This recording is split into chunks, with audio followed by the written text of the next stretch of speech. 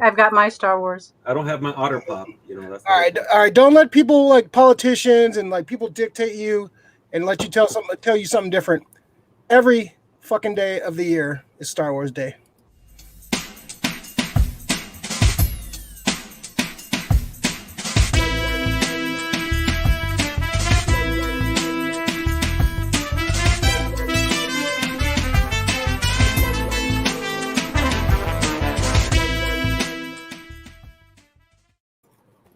Every day is Star Wars Day, all right? We don't need one day to celebrate Star Wars. We celebrate Star Wars every single day, damn it. All right, welcome back to the SF Comic Book Co. This is the SF Company Hour, number 76, issue 76 of 100, right? We're ending this at 100, right, Rick? We're done, right? Yeah. I told you, I'm going to go streaking. I'm going to go naked. Yeah, okay. Ocean Beach. Not that I don't do this on a regular. You know? Yeah, we got to save that for our TikTok, man. Come on. All right.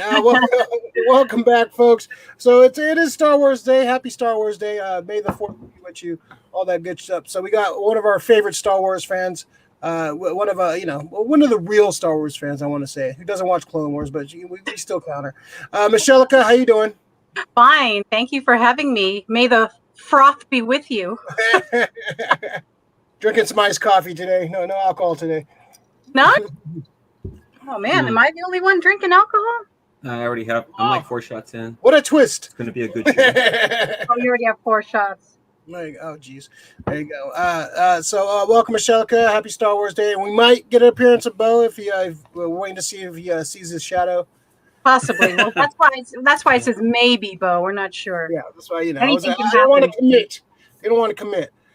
So coming back, his triumphant return. I guess his triumphant return was the Invincible reaction video. But back to the show. Missed him last week. Just patting my overall record for the show appearances. It's true. But I told you when you have to go on vacation now, the show must go on. I will host the show. All right, so I must.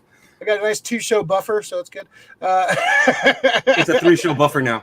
2-show buffer, I like that. 3-show buffer. 3-show. I have stats on this one. Rick, how you doing? How you feeling this week? I'm good. The force is strong with me. There you go.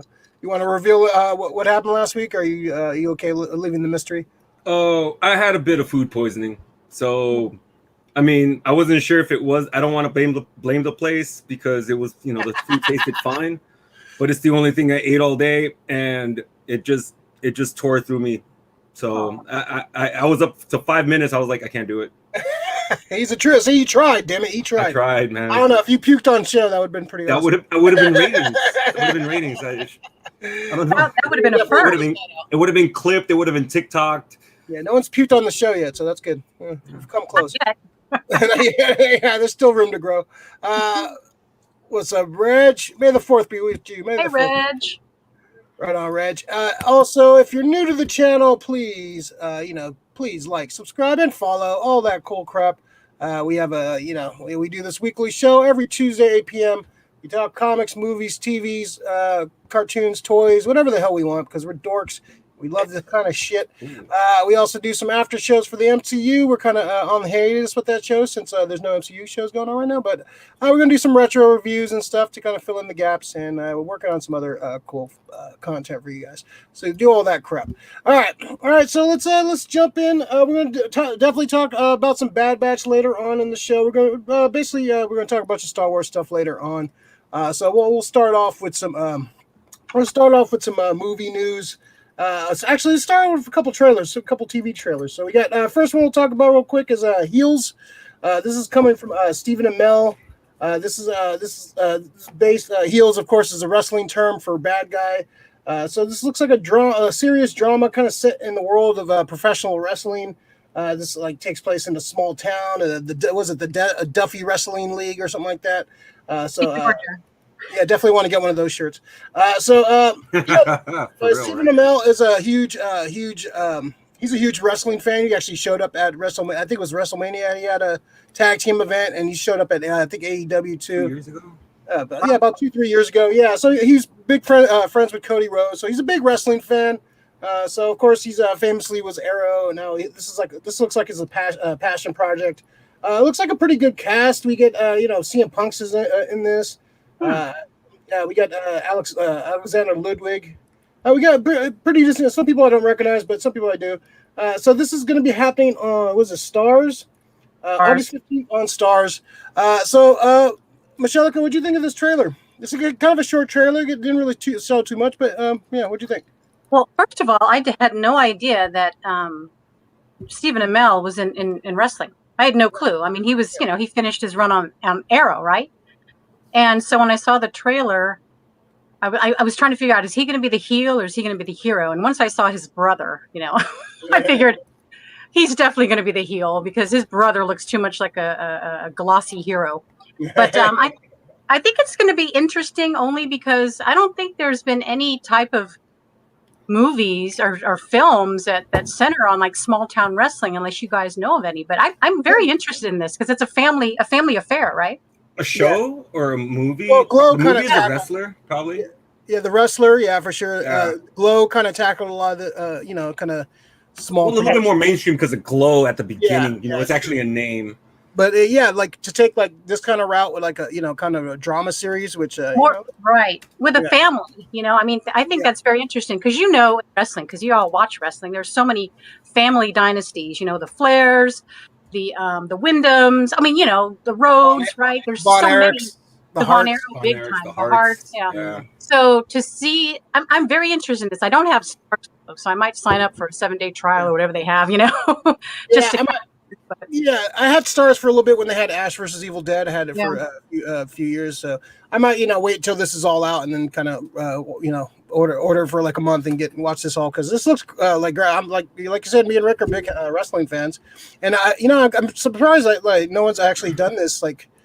A drama like this, like kind of like I really want to see like kind of like what happens behind the scenes. I'm always fascinated by that kind of stuff, like what happens, like how people how the drama of backstage really comes about, and a lot of stuff you don't hear about, and you kind of hear about years later when people are doing like shoot interviews or they talk about it. But that stuff is like fascinating, man. That's why like stuff like Dark Side of the Ring is so great. Like if you check out the documentary series, I think A&E has a new wrestling series out too.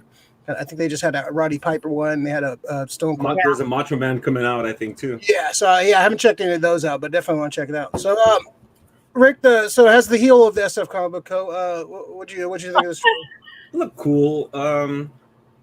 This is the thing about this show, though. I wish that Starz would have went after Glow instead of developing another show. But I guess the Stephen Amell he's probably an executive. I'm sure he's an executive. Oh, yeah. This is like his passion. He's a diehard fan. And I can appreciate that. Now, if they're going to go into the thing of it's his brother or Alexander Ludwig is his it's his brother in the show, right? Yeah, he's Jack Spade and his brother's Ace Spade. So because sometimes that's something that they have out there for the crowd. We all know the Rougeaus probably aren't really brothers, Yeah. So I just want to know if they're actually brothers or they're just really good friends. Because if they're brothers, that's like the wrestling dynasty. I want to see a story about a wrestling dynasty. I want to, dude. If they can give me an actual story about the Harts, I would be fucking like all access to the fucking Hart family. I guarantee you that's like one of the most amazing stories in families in wrestling. But this has potential. Starz is pretty good with their shows too. They're I want to say they're number 3 amongst the networks, not counting all the streamers. Like Starz, Showtime, and HBO. But so they are brothers. They are brothers in this series, and they even have like Jack's wife. So there's even the wife going to be involved in this too. So and then like some love interest. It should be about a dynasty. It looks like they're going to try to rebuild the name, the family name. It's probably it was a small town. I like the little barn arena thing they had set up. That was cool. Yeah, it looks like we get James Harrison's going to play a wrestler in this, so that's going to be the football player. CM Punk has been dabbling into acting, so that'd be kind of interesting to see. He did like a horror movie like recently too, like a little kind of. I think was it the house? No, not House at the Left. The left house on the street or some house left on somewhere. House left out on the hill. Looks interesting. I'm kind of curious about it. Like we're wrestling fans, so I definitely check it out. Definitely want to check it out. I got a message from Ed. What's up, Ed? Bo should not be a teaser, straight up pleaser, Southern Comfort. Oh my gosh. See, now we need Bo. He's being called for by the crowd. The crowd's chanting. Oh my gosh, yeah. Chanting for that just went Dusty Rhodes on him. This could be a teaser, straight up pleaser. Oh yeah, baby, that's Southern Comfort. That's perfect. I could see Dusty Rhodes saying that. Dusty Rhodes. Southern Comfort. All right, so let's go to this next one. This is coming. Phil D has something to say about heels. He's upset that Bo's not showing up. You know, this is the Bo call. Bo. Bo's not coming on, Fieldy.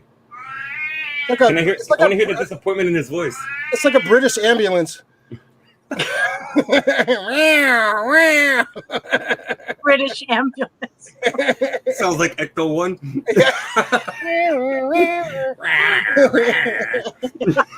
More like Ecto Fun. All right, so let's jump to Sweet Tooth. This is the comic by the DC comic. I think this was under Vertigo before it went under. I can't remember, but this was a DC comic written by the great Jeff Lemire. I've been hearing about this comic for a long time. People have been talking about how great this comic is. I gotta take a look at it. This trailer. I actually really dug this trailer. I was not expecting to like this at all, but I like the settings, the mood of it. It's kind of weird, quirky. It looks like an interesting take, kind of a different take on like a apocalypse type setting, where all the babies being born are like hybrids of animals, and animals are taking over. And this looks like an interesting concept of like kind of an apocalypse, the end of the world, like kind of a different take. I kind of like it, so I definitely want to check out the book. Yeah, Jeff Lemire. If you haven't read any Jeff Lemire stuff, he's got some great books. Check out some of his stuff if you haven't. Pretty consistent writer. Pretty much everything I've read of Jeff Lemire, like Black Hammer was probably some of his best stuff.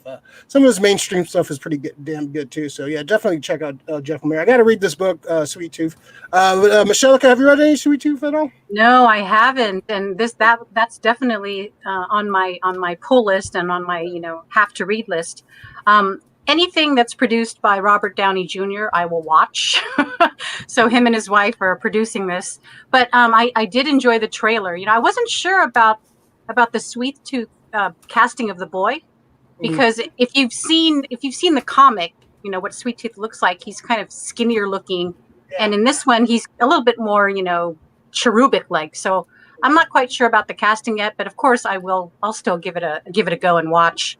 And then of course, pick up that trade or whatever they have out there and read it to see how if they actually stick with the story or how far away they go from the story. You know how it is, when people adapt these comic books into live action. But I'm definitely very interested, and it's coming in June, right? It's coming soon. Yeah, June. I think early June. Yeah. I'm June 4th on Netflix. Yeah, I'm usually at this point like I need to either read it right now before it comes out or just read it after it comes out. So yeah, I'll watch the show and then read it, because I don't know, sometimes it works, because sometimes it ruins it for you. Like if you watch a show and then you read the book, and like, oh man, the book was so much better, and vice versa. You read the book and you're disappointed with the show. So it's always a gamble, I guess, when you do that kind of stuff. But this looks interesting for sure. I like Will Forte being a little more serious. I like seeing Will Forte. You're not playing Will Forte all the time. Right. But Effort, what do you think of this trailer, man? Well, I wasn't kind of digging it at the beginning. I almost was looking at it, was like, what is this? Is this the beginnings of Mr. Tumnus? No, honestly, I was like, what am I watching? Or is this a story about bestiality? That because people aren't going to dig this, if that's the case. Is this like fairies? Like, the world of like fairy tales coming into the world all of a sudden? I don't know, but the one thing that you told me is Jeff Lemire, man. Yeah. And I've been digging this guy. Like the last 3 or 4 stories that I picked up have been Jeff Lemire books, and I've been rereading them. Dude's awesome, man. He did which one? I got it right here. Descender. Yeah, Descender, and he also did the other one. Oh shit, I got it right here too. I got all my books because I constantly rereading them.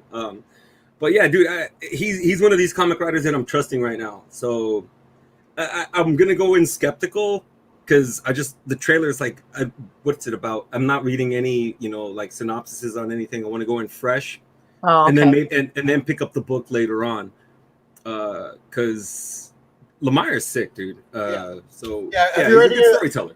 Have you read any of the Black Hammer? Black Hammer? Yeah. I don't think so. No.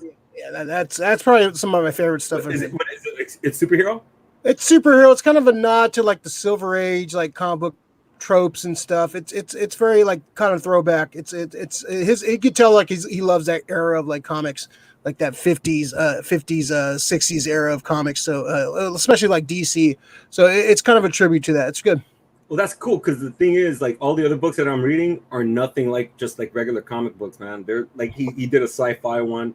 He did something like a little like mystery horror noir. The guy's money, man. He can write. Yeah, he can write.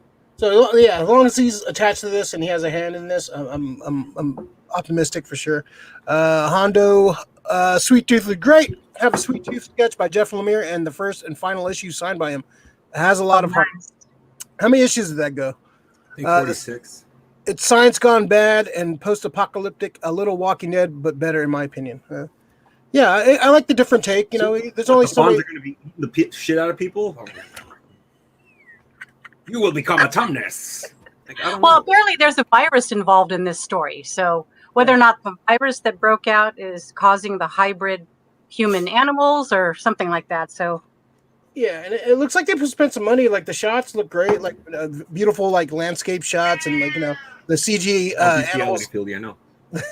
CG elements look okay. Like it looks like they're spending money on this, which is good. Netflix. I haven't been too excited about a lot of Netflix stuff recently, so hopefully this is good because they've kind of lacked in quality like the last. There's a lot of time in between Stranger Things and like some of the better shows they have. So hopefully it's good. This makes it worth me stealing Rick's Netflix. So to be fair, Netflix has canceled a lot of their good shit in favor of just producing new shows. They're just not getting enough views sometimes. Yeah, exactly. Yeah, it's true. Yeah, and like and they like trying to do all these like. Some of these reality shows and shit like that. Come on, and now you're just fuck that shit, dude. I don't need reason like people, bro. Yeah, there's a reason people left fucking regular TV and started streaming shit. And you're Netflix, like one of the main reasons, and you guys are fucking kind of reverting why TV was bad in the first place. All right, so let's talk some more TV that hopefully is not bad. But we got Finn Wittrock. The only thing I recognize him from was that one season of American Horror Story I watched. He was like in one episode. So he's playing. He was in 84? Yeah, he was in 84. He was. Which guy was he? He was the son at the end.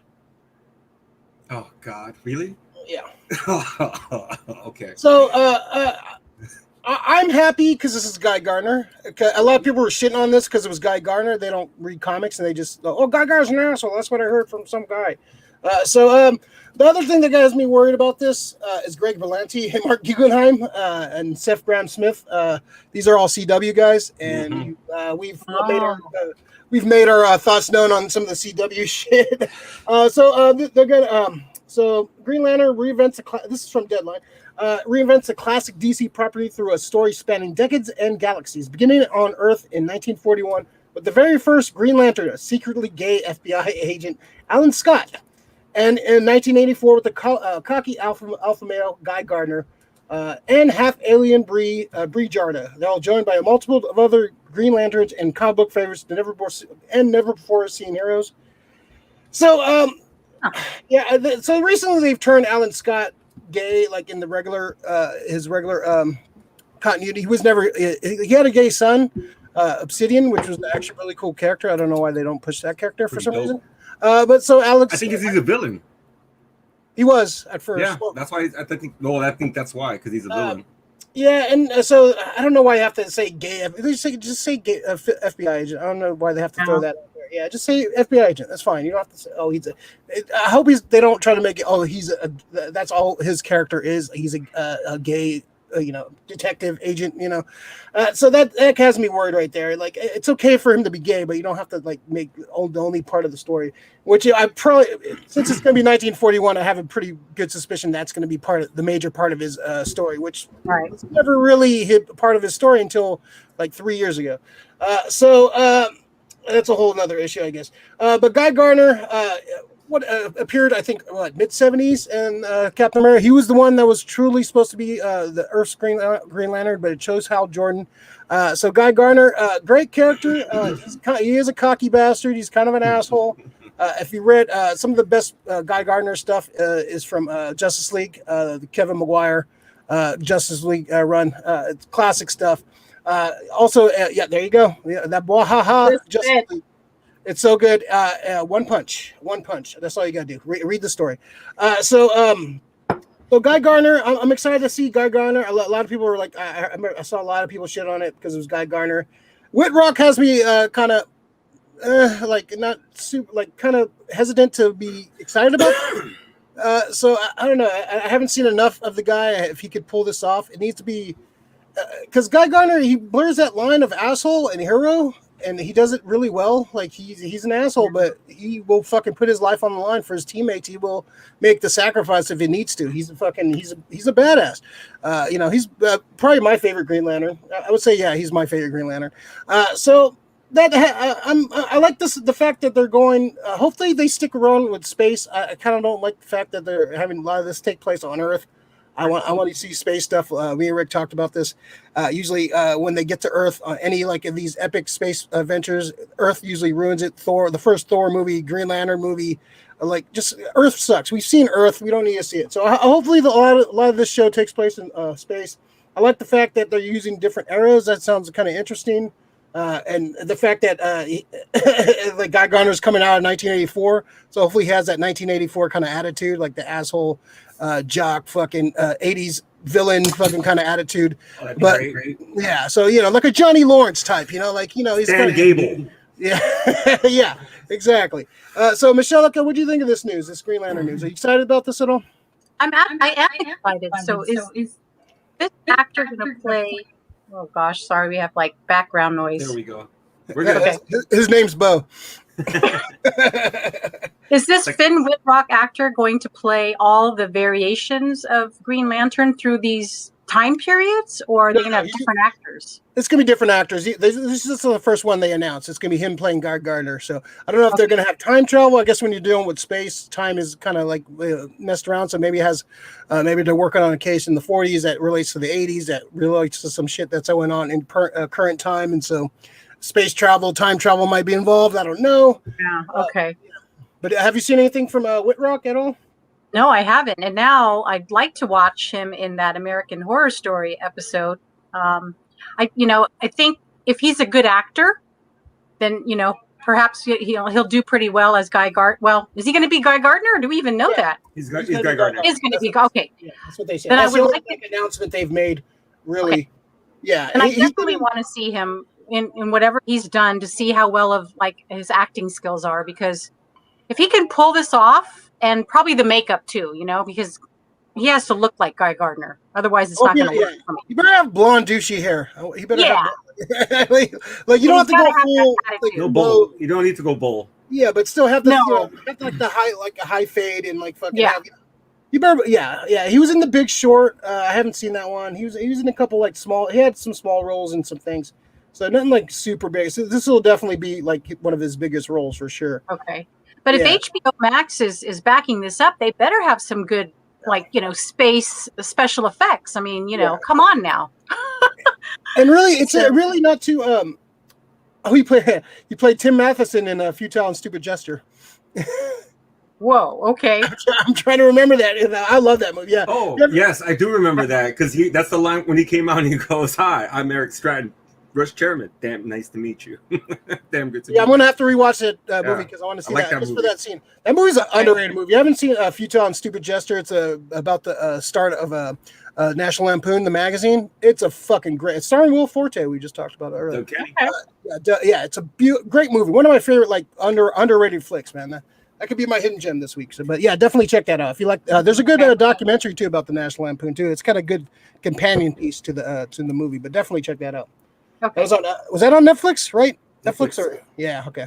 All right, Rick. I know you're worried about the CW. Well, see, okay, I'm super worried about it just because it's those guys. Yeah. Their track record's not great. The only comfort I have that it's HBO. Like they got money. Not TV.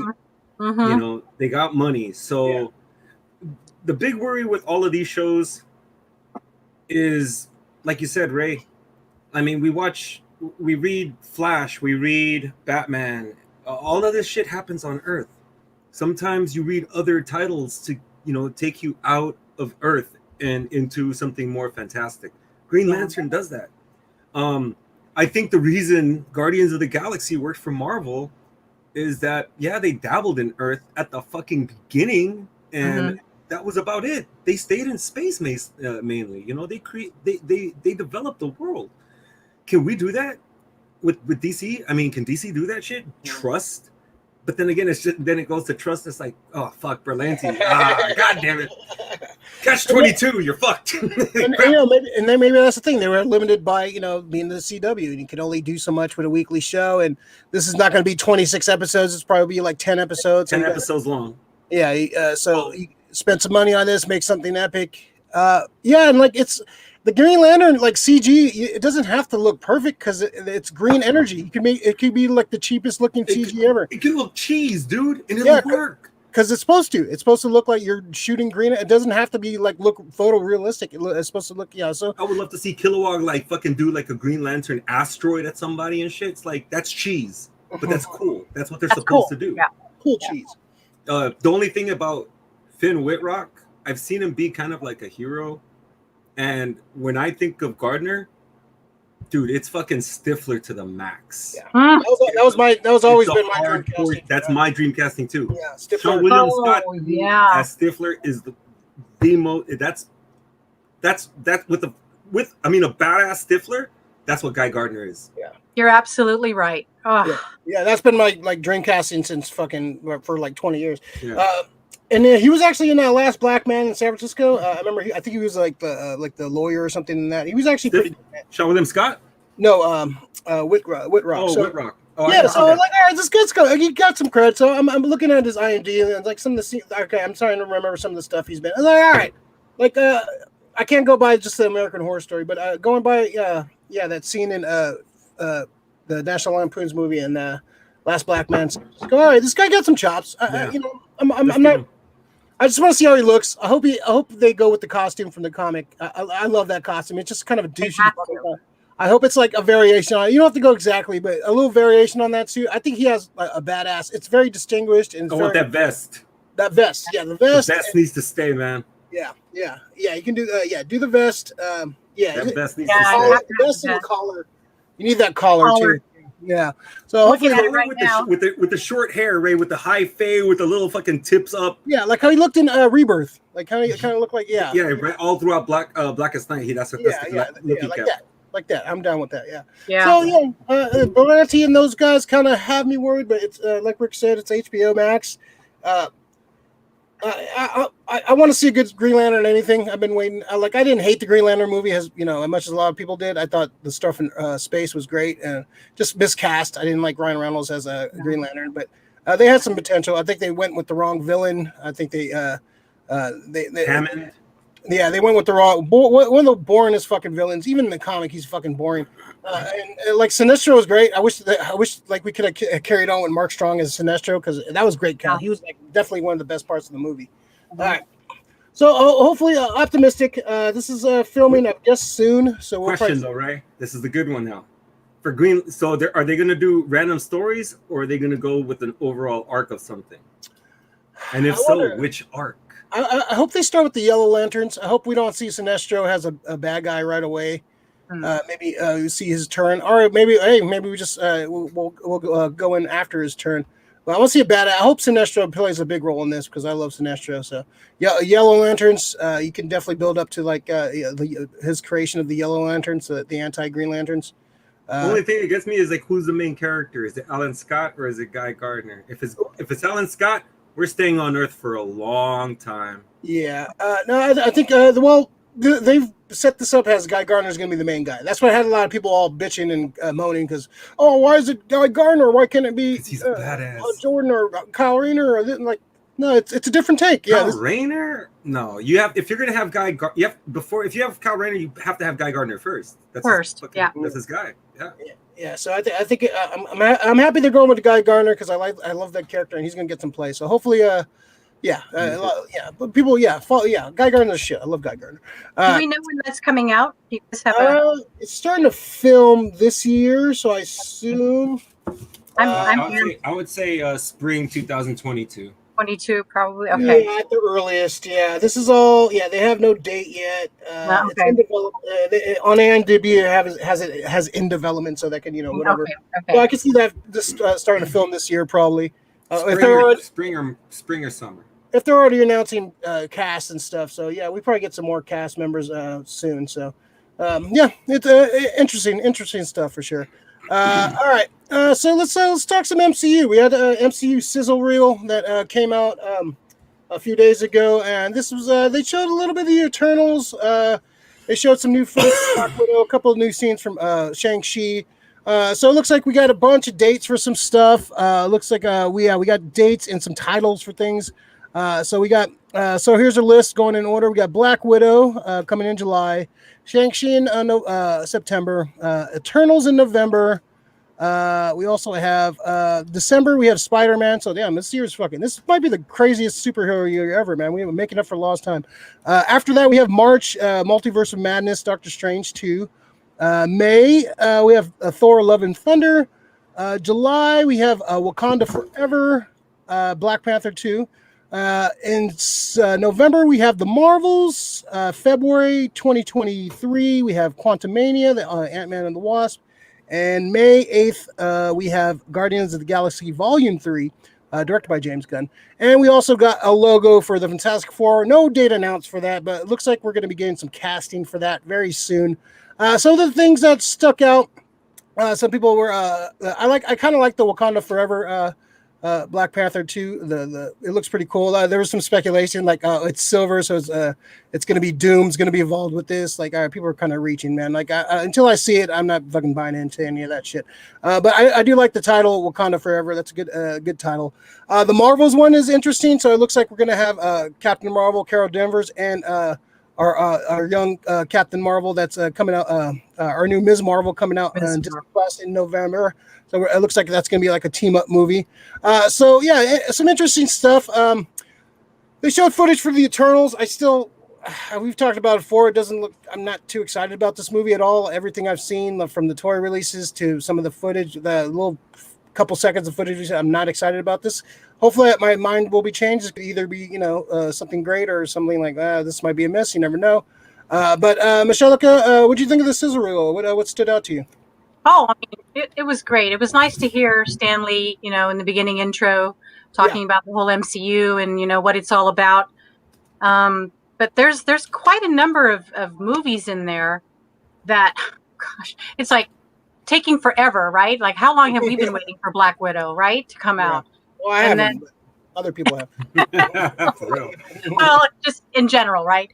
Yeah. But, I mean, the one I'm really looking forward to is Spider-Man because, big Tom Holland fan. The way that he portrays Spider-Man is just excellent, just the way he is. Yeah. And Eternals, I'm not sold on the movie, but I did pick up like the latest Eternals comic book run. So I'm going to actually give that a try as far as reading, because I don't know much about the Eternals. And, if I happen to watch that, yeah, great. If not, no biggie, Well, we'll probably watch it, but yeah. Yeah. Done it. But yeah, for Fantastic Four at the end, man, it's like, who are they going to cast? Is it going to be the Krasinski Blunt team or what? I think Four. At this point, like if they don't cast them, the fans will be disappointed because everybody like a fan casted them already. I think they're perfect, and especially like since Sue and Reed are such a iconic married couple, like they're to actually get a married couple to like do play that role for them.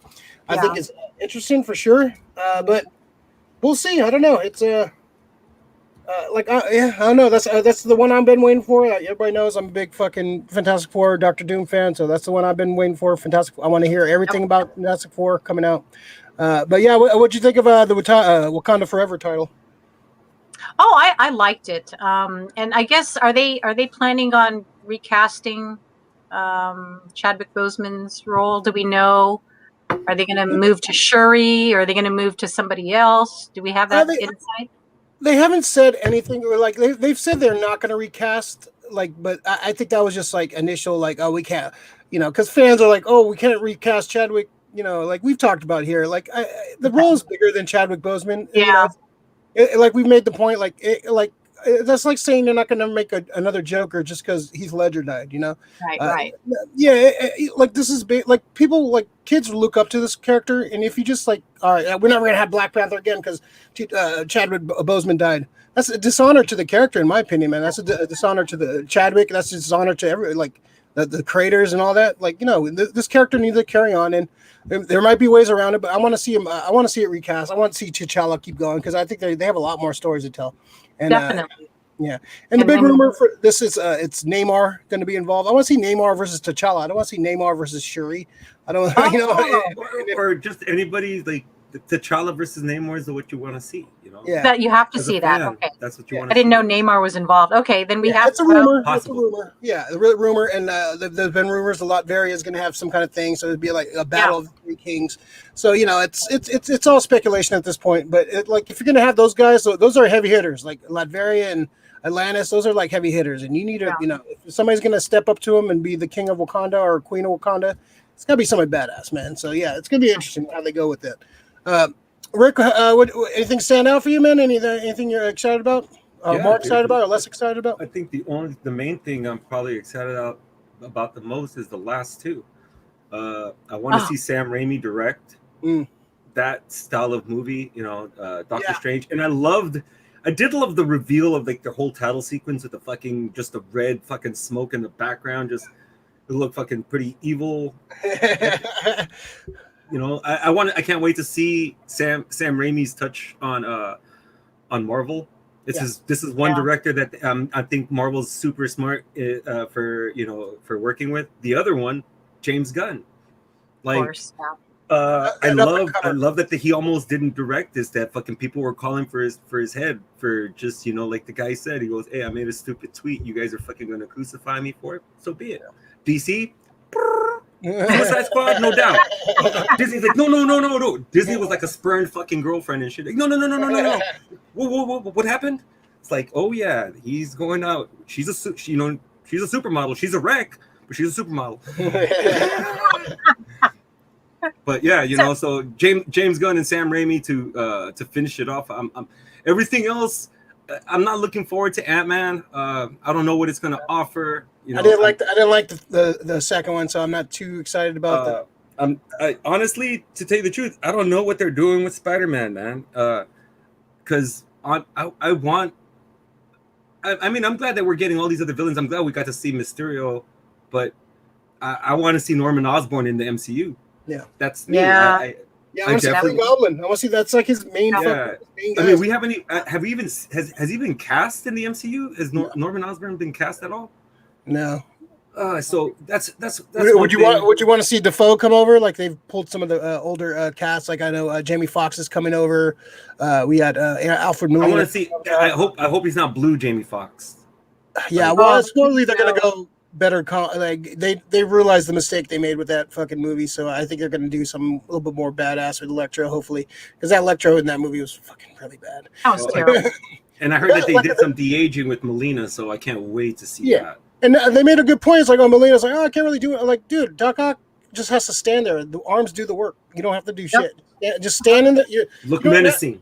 Just get your fucking green screened head and just fucking place it on whatever, and you're fine. You don't have to do shit. Yeah, I hope he does like the white suit, fucking Dr. Octopus, like from the Eric Larson run, man, with the cigar and the fucking badass gangster, fucking So I want to see that. Shang-Chi, I'm not super juiced on. Black Widow, I'll watch it, but I'm not super juiced. Eternals, I'm not juiced. Spider-Man, I'm excited. Anything Spider-Man, I'm always down with. Yeah, probably Doctor Strange 2, and of course Fantastic Four are probably the two I'm super juiced for. Fantastic Four, I think it's a troll move. That's not part of Phase 4. That's just a troll move. I think that's going to be the beginning of Phase 5. I think. That's what, yes. I think that's going to be the start of Phase 5. I think we're going to get some right? Yeah, I think we're going to get some hints. Yeah, I think in Wakanda Forever and Quantumania, I think we're going to get some more FF hints. If not, some of the characters are going to start showing up. We might see a Sue Storm in something, and we might see a Reed Richards mention. We might see some Latveria stuff. I think we're going to, in Eternals, we're going to get some Galactus, Silver Surfer, or something tease. I think we're going to, because Galactus has ties to the Eternals. I think we're going to see some kind of, like, I don't think we're going to see him, but we're going to see some kind of mention or the mention of the World Eater or some kind of threat coming. Because Galactus is going to be like that's going to be like the next Thanos big event. That's going to, all the team that they're going to have to team up, and the Fantastic Four are the ones that are going to save the day because they're Fantastic Four. So yeah, I'm curious. I'm so excited they have all the rights to these characters. No mention of any mutants yet. They're going to slow burn with the mutants. I think they want to. I think if Namor's in it, that'd be the first mention, wouldn't it? Yeah. He is the first. Well, he's technically the first mutant. Well, in the Marvel, there was mutants thousands of years. So he would be considered the first appearance of a mutant, like in the comic book line. Yeah, pretty well. Yeah, they've kind of like went back and forth on that, but yeah, he's like the first mutant. Like he was born with powers. So. MCU. Yeah. There you go, Rick. You guys conspiracy theory. Yeah, I'm not. The Eternals looks like. I'm sorry. It looks like it's going to be shit. It looks boring. You know what they gave me? A lot of Earth fucking shot for something called the Eternals.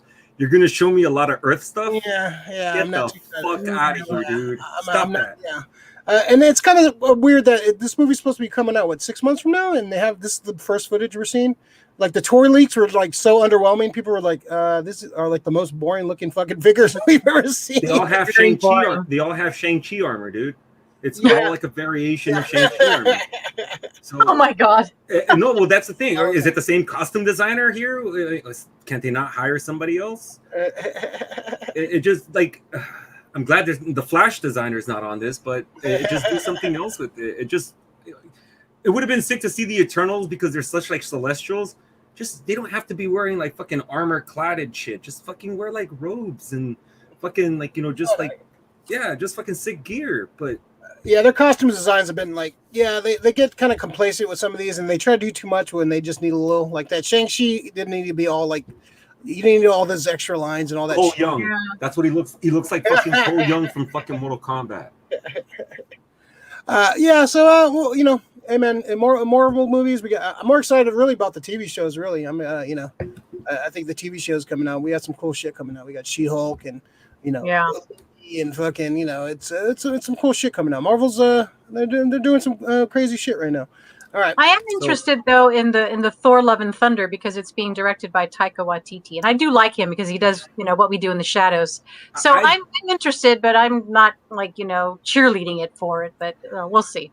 The thing that scares me about that one is that he's already calling that movie to be the best Marvel movie like ever made, and I'm just like, well, I mean, people did enjoy part 2 Ragnarok, but.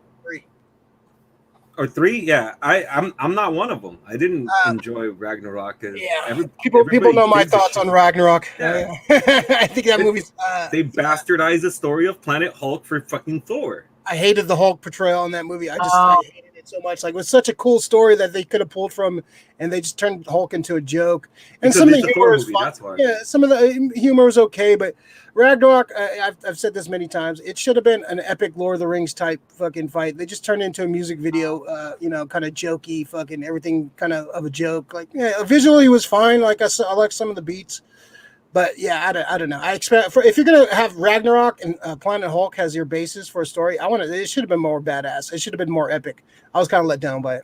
Yeah, I think Waititi's a sick ass director. Yeah. I think he's probably more geared to doing. I'd like to see him do something with maybe like Spider-Man, like funny, because he's pretty fucking funny, dude. But for Thor, like you said, I want something very, dude. get Peter Jackson to give me a fucking Thor movie, dude. Or Guillermo del Toro. Yeah. Guillermo del Toro. Give me somebody. It should be something more epic, man. Epic. Yeah.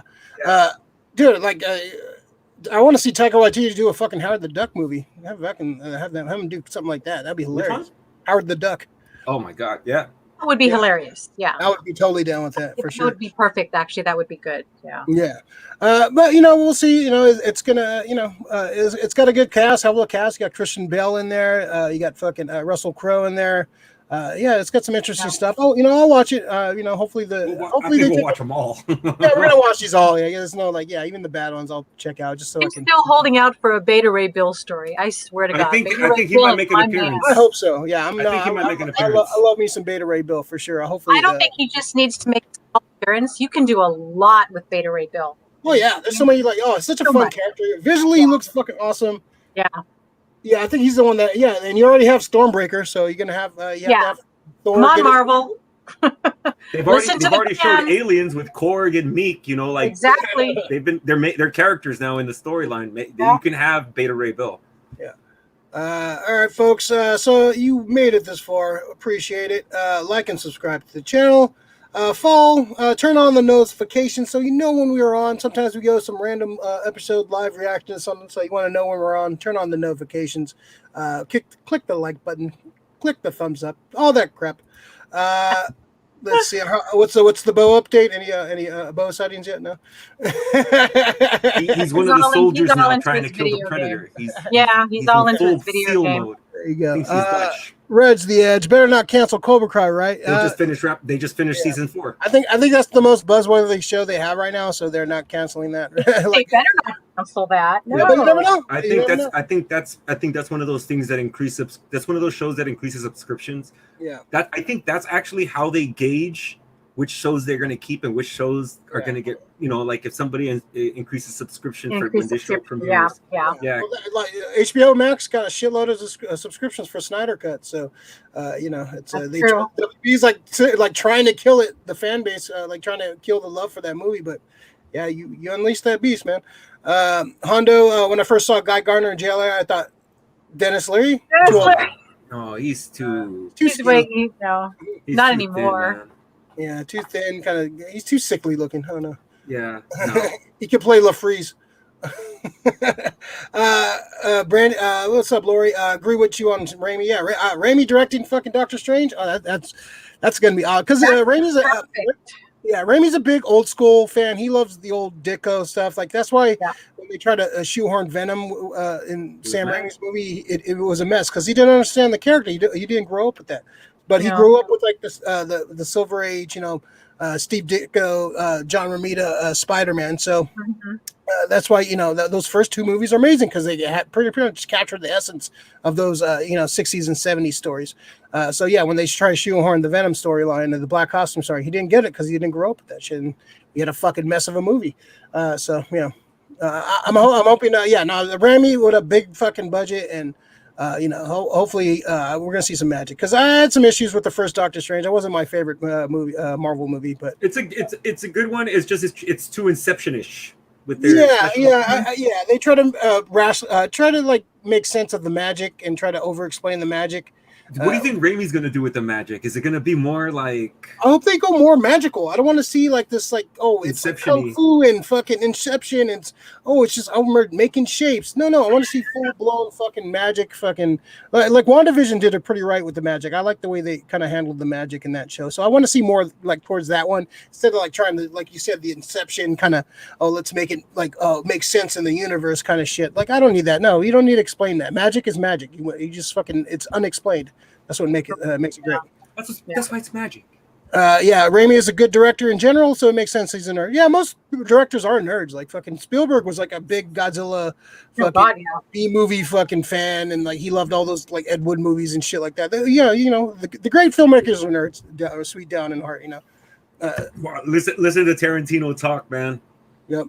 That's one of those guys. Like I could just listen to him give stories about all the shit that he loves because I'm just like. I just want to do a bunch of lines with Tarantino and talk Godzilla movies, man. That's what. Right? Stay up all night drinking, doing lines, talking. Martial arts movies too. Martial arts movies. He knows his stuff, man. He knows his kung fu. You know, well, you gotta.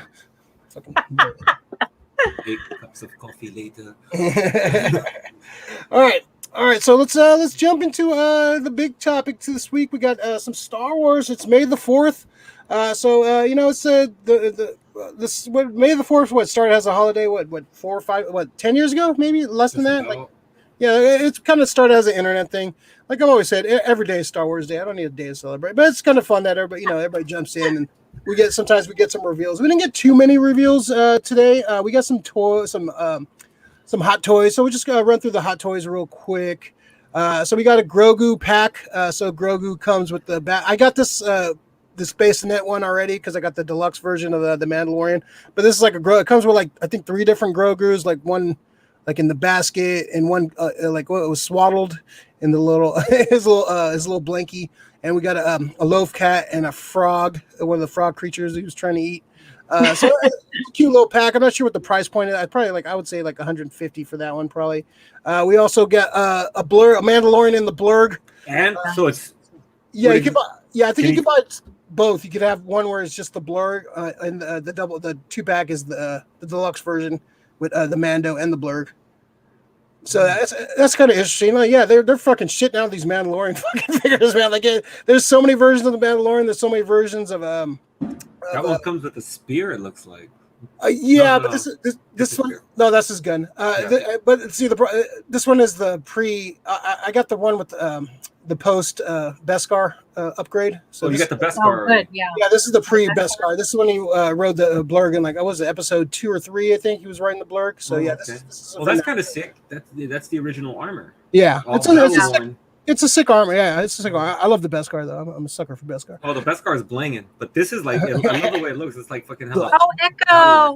Blinging, son. And we got Bad Batch Echo. We'll talk about Bad Batch in a little bit, but this is Bad Batch and one of the first figures released for the Bad Batch.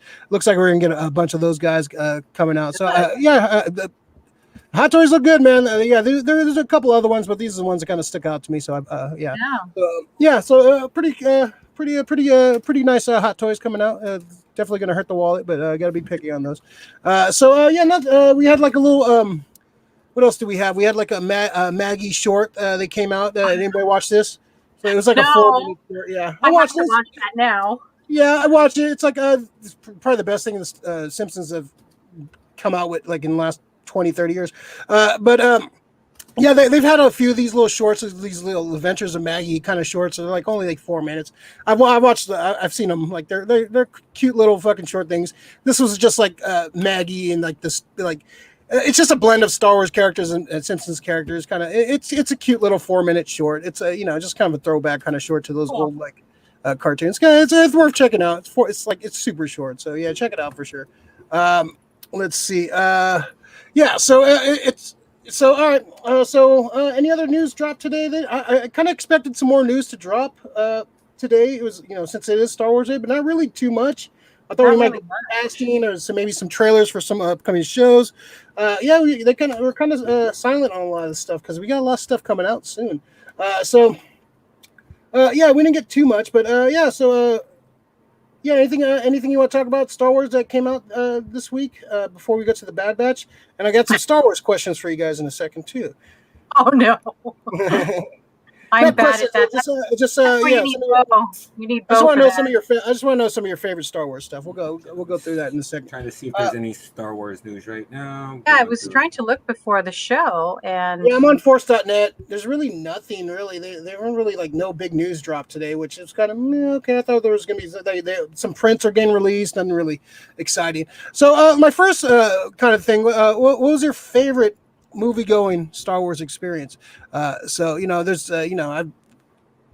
been watching Star Wars movies for a long time. So mine, I guess I'll start with mine. I have the Cornet right there. That shot is from 1977. The Cornet, one of my favorite theaters of all time, closed down a few years ago. But for the special editions, the big special editions, 97 they came out. Super excited. I was super into Star Wars at that point. Like I've been a Star Wars friend for a long time, but super excited to actually see them on the big screen because it was rare to see movies like on the big old movies on the big screen, unless you're going to like a Clay special screening or some special theater. They really didn't like nowadays. They do special screenings of old movies all the time now.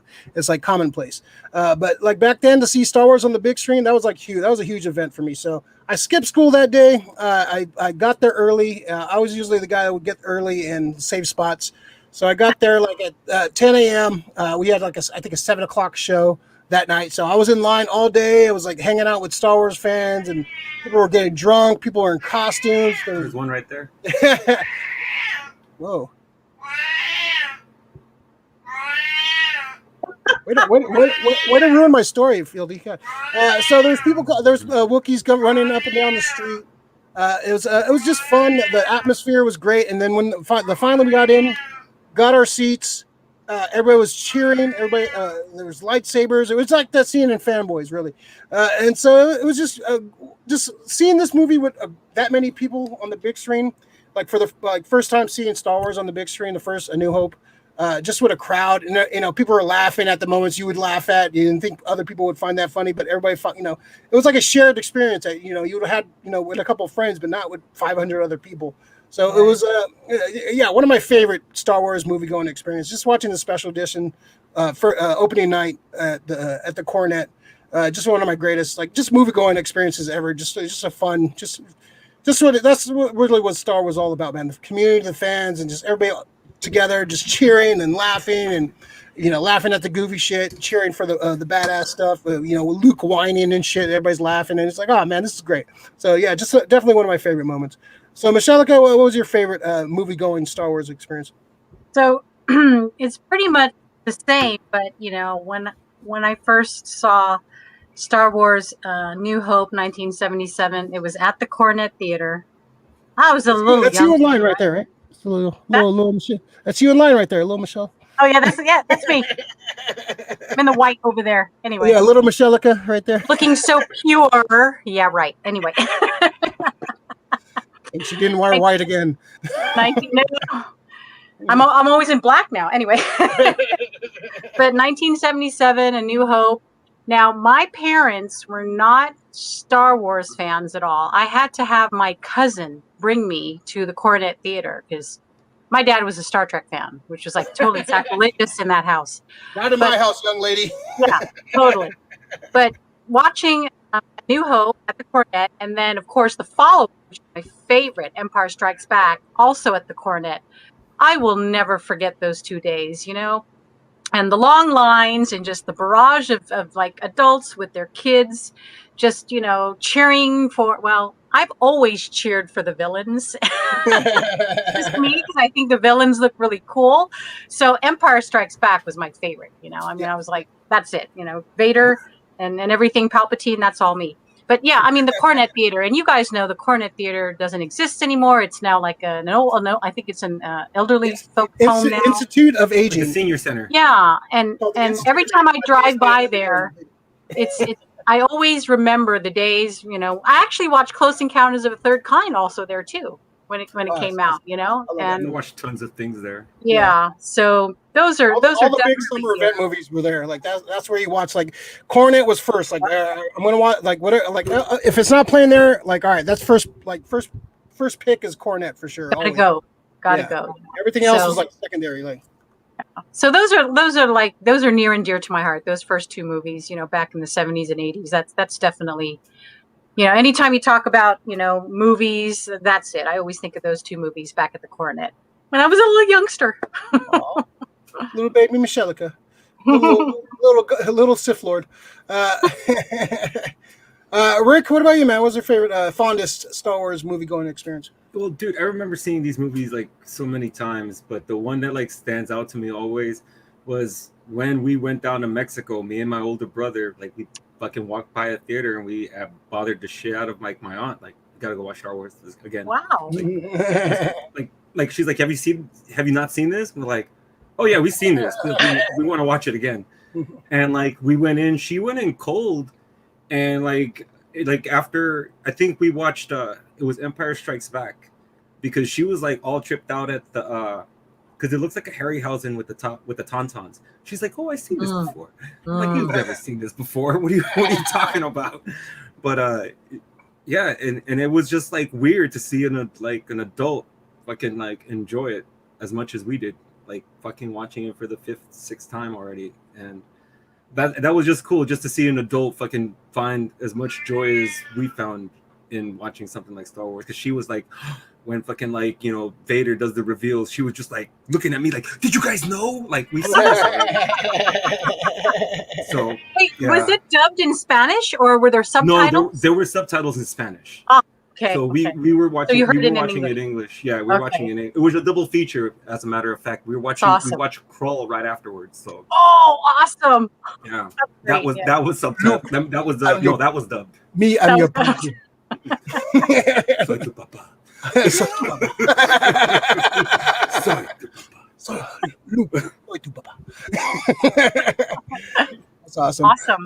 Yeah, I think actually the first movie I remember seeing, I think was like I was like 3 or probably 4. I think probably like the Return of the Jedi re-release. I think it was like the first movie I remember seeing on the big screen. Like I remember Jabba like freaking me the fuck out like when I was like 4 years old. But yeah, that was like my first like memory, like seeing a movie in the theater and like seeing just something on the big screen. So yeah, I don't know. Maybe I probably did see movies, but I don't remember. But the first one I remember was Star Wars. That stood out. Jabba stood out to me for sure. Cool. Let's see. Laura, you got some Star Wars. I rewatched the season finale of The Mandalorian. I still get emotionally watching it. I watched that finale. I just did like the last 10 minutes. I've probably watched it like 20 times. I love that. It's just beautiful. The music, the fucking the scene. It's just a beautiful. So glorious. Yeah, I want to rewatch both seasons again. Kind of watch them all in a row. Kind of see them all again. It's such a great, beautiful. Can't wait for season 3. Kaiju Fieldy. Yeah, we need a shirt. Yeah, we got to just replace Fieldy's shirt with this. Oh yeah, let's do it. The World Destruction Tour. Kaiju Fieldy. That's a band now. We should just make a band. Kaiju Fieldy. Lori, my favorite Star Wars is watching it again on the 20th anniversary at the Coronet when Darth Vader showed up and the crowd cheered for 2 minutes. Yeah, I might have been. I was at the Friday night show and I was probably there. That was it was awesome. Yeah, for sure. All right. Wait, so let me just share like. The one thing though I wanted to, because I thought we were doing Star Wars like moments that we like fanboyed out, not just the movies, just like Star Wars in general. Well, I'm gonna ask some questions, so that might come up. Okay. Hoping that does. I haven't. I thought I did the homework for the wrong thing. Go ahead, Rick. Go ahead. Oh no! You said you're gonna ask questions. I'll be there. I'll be there for the lightning round. The lightning round. I'm ready. Lightning round. Yeah. All right. So we did movie going experience. Okay. All right. So all right, who's your favorite Jedi? Meshellica, I'll start with you. Who's my favorite Jedi? Favorite Jedi? Luke Skywalker. Always. Original. He's my favorite. Luke Skywalker. Rick? Especially at the end of Mandalorian. That's where I'm like. There's a reason that people were pissed off at Last Jedi. Like, dude, that's the Luke Skywalker we want to see, motherfucker. I don't even remember those movies. Yeah, exactly. Don't even talk to me about those movies. I don't even know what you're talking about. Rick, favorite Jedi? Obi-Wan Kenobi. Obi-Wan? All right. Obi-Wan Kenobi. I'll go Luke for me. I love Luke. He's one of my favorites. Favorite droid? Meshellica. Oh, it's definitely R2-D2. I mean, that droid has been through hell and high water, you know? He's a fucking war hero, okay? Yeah, he is. And so he's always been my favorite. Always. Yeah. Rick, favorite droid? Can I just choose all the fucking separatist army? Because those motherfuckers are funny as shit, dude. Roger. Those guys cracked me up, dude. They're pretty funny, man. Yeah, that's why like when people are shit on it, but they're fucking funny as fuck, dude. Yeah, so I chose I checked the separatist army. It looks like I'm in charge now. Roger. All right, favorite Sith? Rick? Oh, okay. Is this all Star Wars? Sure. All of them, right? Yeah, I know you're gonna go fucking Raven. Go ahead. Darth Revan. Darth Revan. Why? I'm curious. Why? Darth Revan is the only Jedi it's just because, of course we play him, so you get to go both. But according to like the legend thing, he's the only Jedi to master both sides of the Force. Sith, dark and light. Dude, he's never changed his name. He just went from Revan to Darth Revan. Like Darth Revan, yeah. I'm not hiding. Yeah. Everybody like tried to fight him. His buddy who was like his pal turned out to be his pupil. Then he tried to like come up on him, and he fucking like sliced his fucking jaw off. So yeah, he's legit fucking evil, but he's like one of those balanced guys early. That's pretty Darth good. Revan. Yeah. That's good. What about you, Meshellica? What's your favorite Sith? Darth Maul. It's always been Darth Maul, especially since I hang out with Ray Park all the time. You know, doesn't send you any pics, right? Yeah, right. Yeah, he's always been my favorite. Yeah, you know what? I'm gonna agree with you. You know, it's easy to say Vader, but like Maul, I just like his the way he looks, the way he fights. The cut of his jib. His battles he's had are fucking like episode 1. His battle with Ahsoka, he's just a badass Sith. Like if he would they should have kept him around.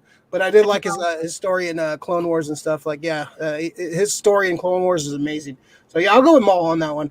All right. Favorite non-Force user character. Favorite non-Force. Yeah, just basically a non-Force character in the Star Wars universe. Wow. Chewbacca. You going Chewbacca? Yeah. Okay. I would do Chewbacca too. Chewbacca, man. He's not Force at all. Dude, when you thought Chewbacca died in fucking what's it called? The Rise of Skywalker, you fucking you almost pissed yourself a little bit. You're like, oh. I'm going Han. I'm going Han for my favorite. You're going Han? Okay. Oh yeah, that was a fucking rough one. All right. Favorite vehicle. The good side. Meshellica?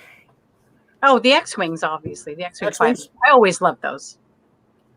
From the beginning. Damn, that's a good one, man. Dude. Do Tauntauns fucking count as vehicles? That's slave labor. No. Right, fucked up. They're human carriers, right? You know, they're not very sexy, but just how fucking sick they were though in what they did was I think the speeders in not the I can't remember what they're called. It's the ones with the tow cables that fucking took down the AT-ATs. Oh, okay, yeah. Yeah, I think just that scene and how they tied them up. Speeders. The snow speeders, yeah, those are sick. Those are sick. I always like the design. Those are cool, yeah. Yeah. All right. I would probably go with. See, if I was going prequel, I'd go with the Princess's ship. It was. I love that design. The Naboo Starfighter. Yeah, the Naboo Starfighter. I love that design of that ship. Those are pretty sick. All right. Dark side vehicle. Vehicle from the dark side. Meshellica. Mine's Imperial TIE Fighter all the way. I've always loved that. In fact, yep. I'm trying to see if I can do an Imperial TIE Fighter costume. So we'll see. Like one of those headdresses, you just have a TIE Fighter fucking on the side of you, like a beach blanket Babylon, like the chick with That'd be cool. TIE Fighter, yeah, TIE Fighter. I've always liked the design of TIE Fighter. I always thought it was cool. I've built models of TIE Fighters. I love the TIE Fighter. Yeah, that's definitely my answer too. Rick, what about you? Kylo's TIE Fighter. From which one? Actually, the one from I like the one from Last Jedi. That's the only good thing that come out of that fucking movie was Kylo's. It was the one with the more peaky things, right? The one where he's going, that's Luke. That one's sick. Yeah. Yeah. Dude, that fucking his that's about the only good thing that came out of it with that fucking, the design of that thing. It always had gas. So. True. Go ahead, Michelle. No, I just said. Let's see. Chris has got some chiming in. Darth Maul is so elegant. Yeah, the way he moves, he's a fucking. He was a smooth. He was a smooth criminal. Lori, Michelle, I remember Silicon Valley Comic Con. Me and Michelle chatted with Bray Park and told us the story about Dragon Call. Yeah, that's boa costume or something. No. All right. No. It's a pretty involved story, and I don't think I should even talk about it. But anyway. All right. Favorite non-humanoid race. Favorite non-humanoid race. Whoa. Non-humanoid. Yeah. Okay, all right. I'm gonna go with the Ewoks. I love the fucking Ewoks. Aren't they kind of humanoidish? They're little fucking things. I mean, so are Wookiees. Those are kind of humanoids. That's cute.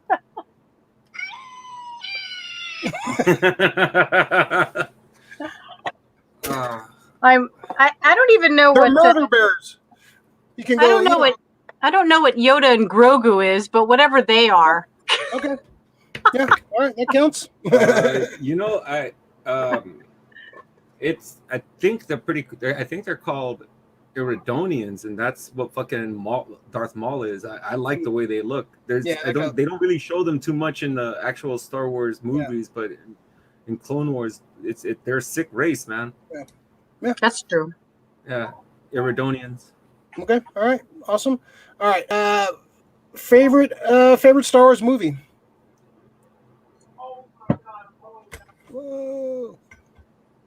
Whoa. We're losing you, Ray. There you go. I've lost him. Mine is Empire Strikes Back. It's always been Empire Strikes Back. Yep, that's my answer. That's my go-to. Yeah. I will always watch that movie. I flip-flop between 1 and 2 is always flip-flopping for me, and tonight it's Return of the Jedi. Yeah, it's not a bad answer either. It's a lot of great shit. Yeah, great shit from that. All right, favorite Star Wars TV show. I know, like Mandalorian's the easy answer. Season 2 down for me, season Mandalorian. 2 season finale. That's my favorite TV show. Clone Wars is second for me for sure because I love the Clone Wars a lot, man. Yeah. So I would probably that's a close second, but Mandalorian all the way for sure. So Clone Wars. Okay, this is really bad for me to admit, but I haven't watched the Clone Wars only because I have this thing about the CGI type animation. Yeah. No, but after watching Bad Batch, okay, I'm gonna go back and finish the Clone Wars. And it starts off kind of clunky, the animation, but like Rick said, season 2, 3, that's when they kind of clean up the animation. It's not so boxy and Thunderbirdish. So definitely. If you love Darth Maul too, that's one of your favorite. Like his storyline in there, it's just for that alone is worth it. I'm gonna have to. Because I saw the fight between him and Ahsoka Tano, and I was like, "Oh my gosh, I have to watch this." So, yeah. All right. Favorite Star Wars soundtrack.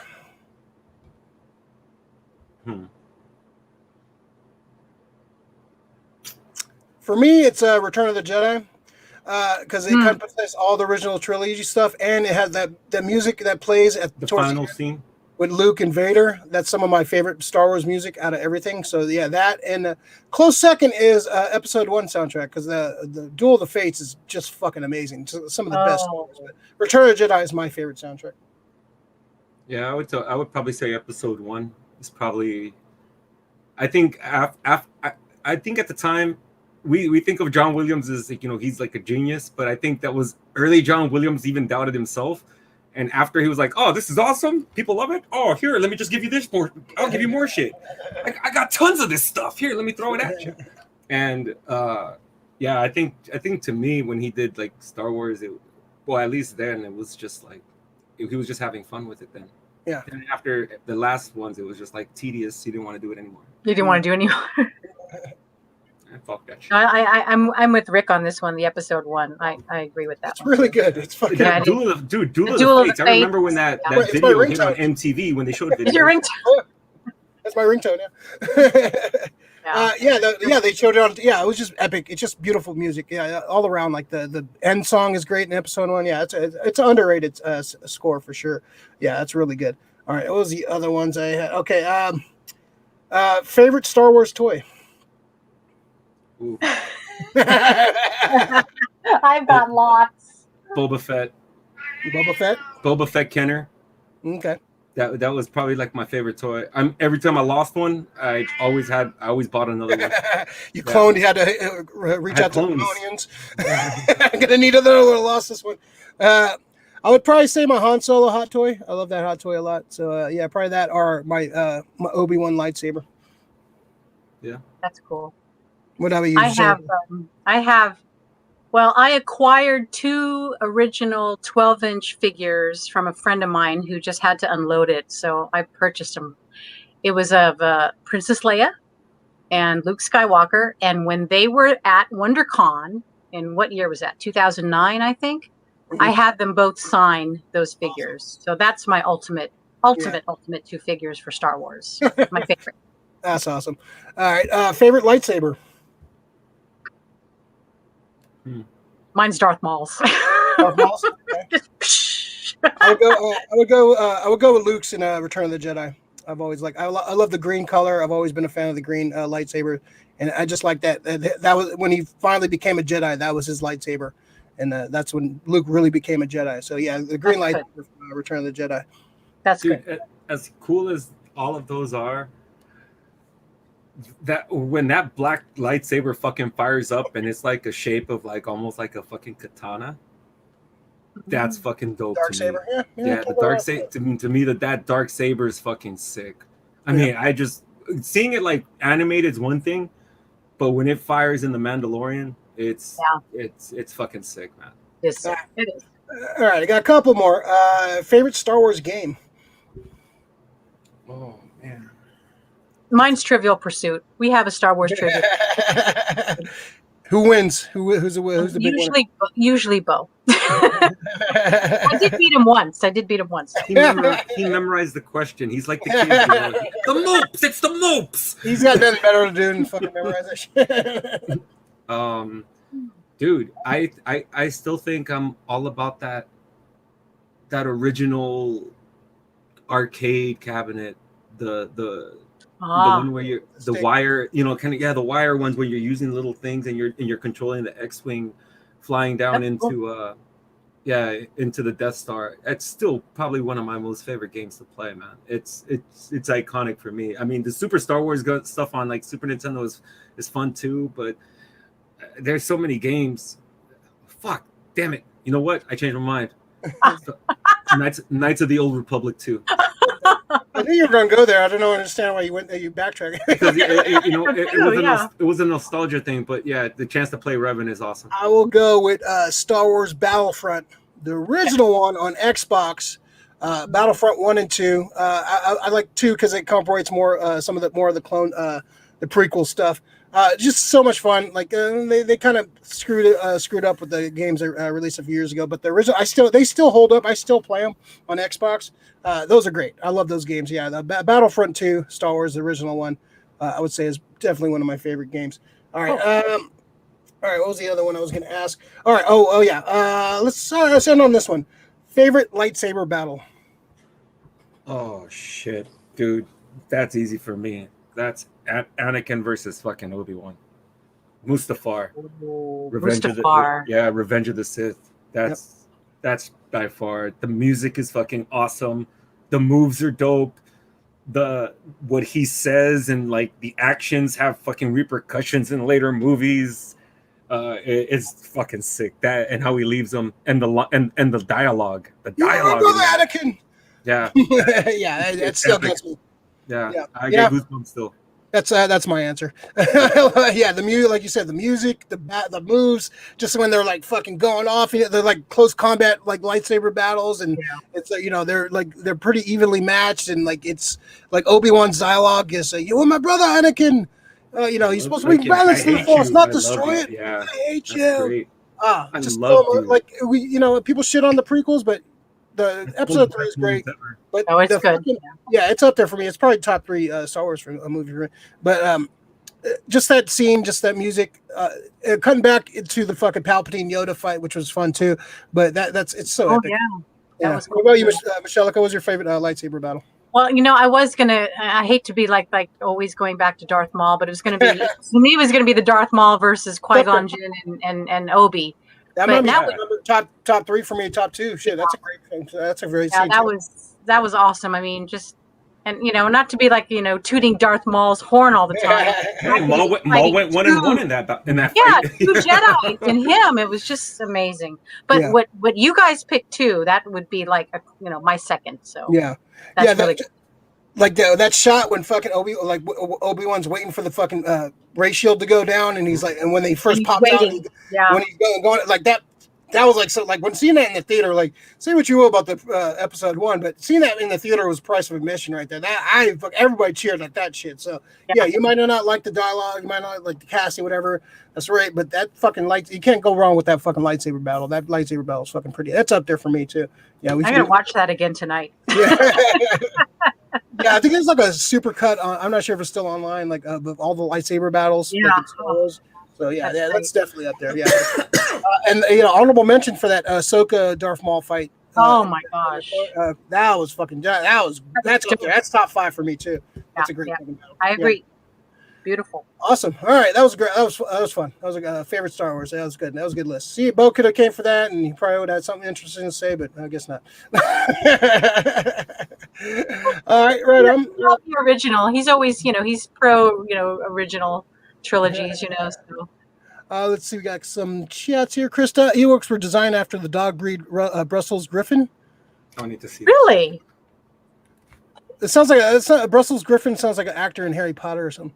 Sounds like a character from what's it called? I gotta look that up now. Brussels American Dad. Hondo, the Jawas, because they were also in Phantasm. Yeah. LOL, just kidding. they kind of were, yeah. Chris again, Clone Wars was dope. Ray's right about Clone Wars and Darth Maul, so great, yeah. Meshellica, you can't call yourself a Darth Maul fan unless you see his, what happens to him in this story. I know I have to, and I will. It's totally worth it. It fills in so many great gaps and so many great stuff in the Star Wars lore. I dig it. So, all right, so that'll be a great transition to our next topic. We're going to talk about the Bad Batch, which had their first episode. This was like an hour and 15 minutes. I thought it was going to be like a short episode. Yeah, so I don't know if this was like a few episodes put together, and for the premiere, or all the episodes going to be this long. I was totally fine. I'm good with an hour episodes if this is how they're going to be. Yeah, they're going to do it. Good. Yeah. All right, so we'll talk non-spoilers, then we'll jump into spoilers for people that haven't watched it, so they can mute it or whatever and come back, and we'll put the timestamp so you can skip it, whatever, if you're watching the replay. Initially. I dug this a lot. I thought this was great. Like going into it, we were kind of I think me and Rick had some of the we're not super juiced, but we're gonna watch it. It's fine.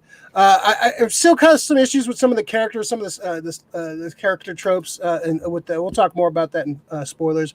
But overall, I thought the action was great. I thought some of the lore they've explained, like some of the questions Star Wars fans have asked about certain things, they kind of explained, which was interesting. Some of the cameos, some of the little things they've added in there. I thought it was great. I thought it was a great story, a story that I want to see fulfilled. This is taking place during the end of Revenge of the Sith. If you haven't seen, knew what the Bad Batch is, they came in the last season of the Clone Wars, season 7 that came out. They had like a 4-episode arc, and these are kind of like the clones that kind of like deformed clones that they weren't. There were clone deformities that they kind of like separated out, and they survived. And they trained them. These clones are a little more adept at certain things. Like one's a sniper, one's strong, one's a hunter. They all have special skills that all the clone troopers usually have, but more enhanced than them.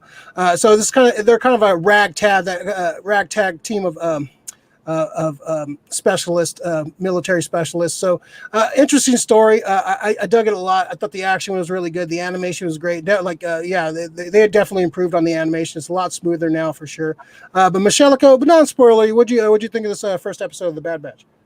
Well, like I said, I didn't watch the Clone Wars, so I didn't really know who this group of clones were.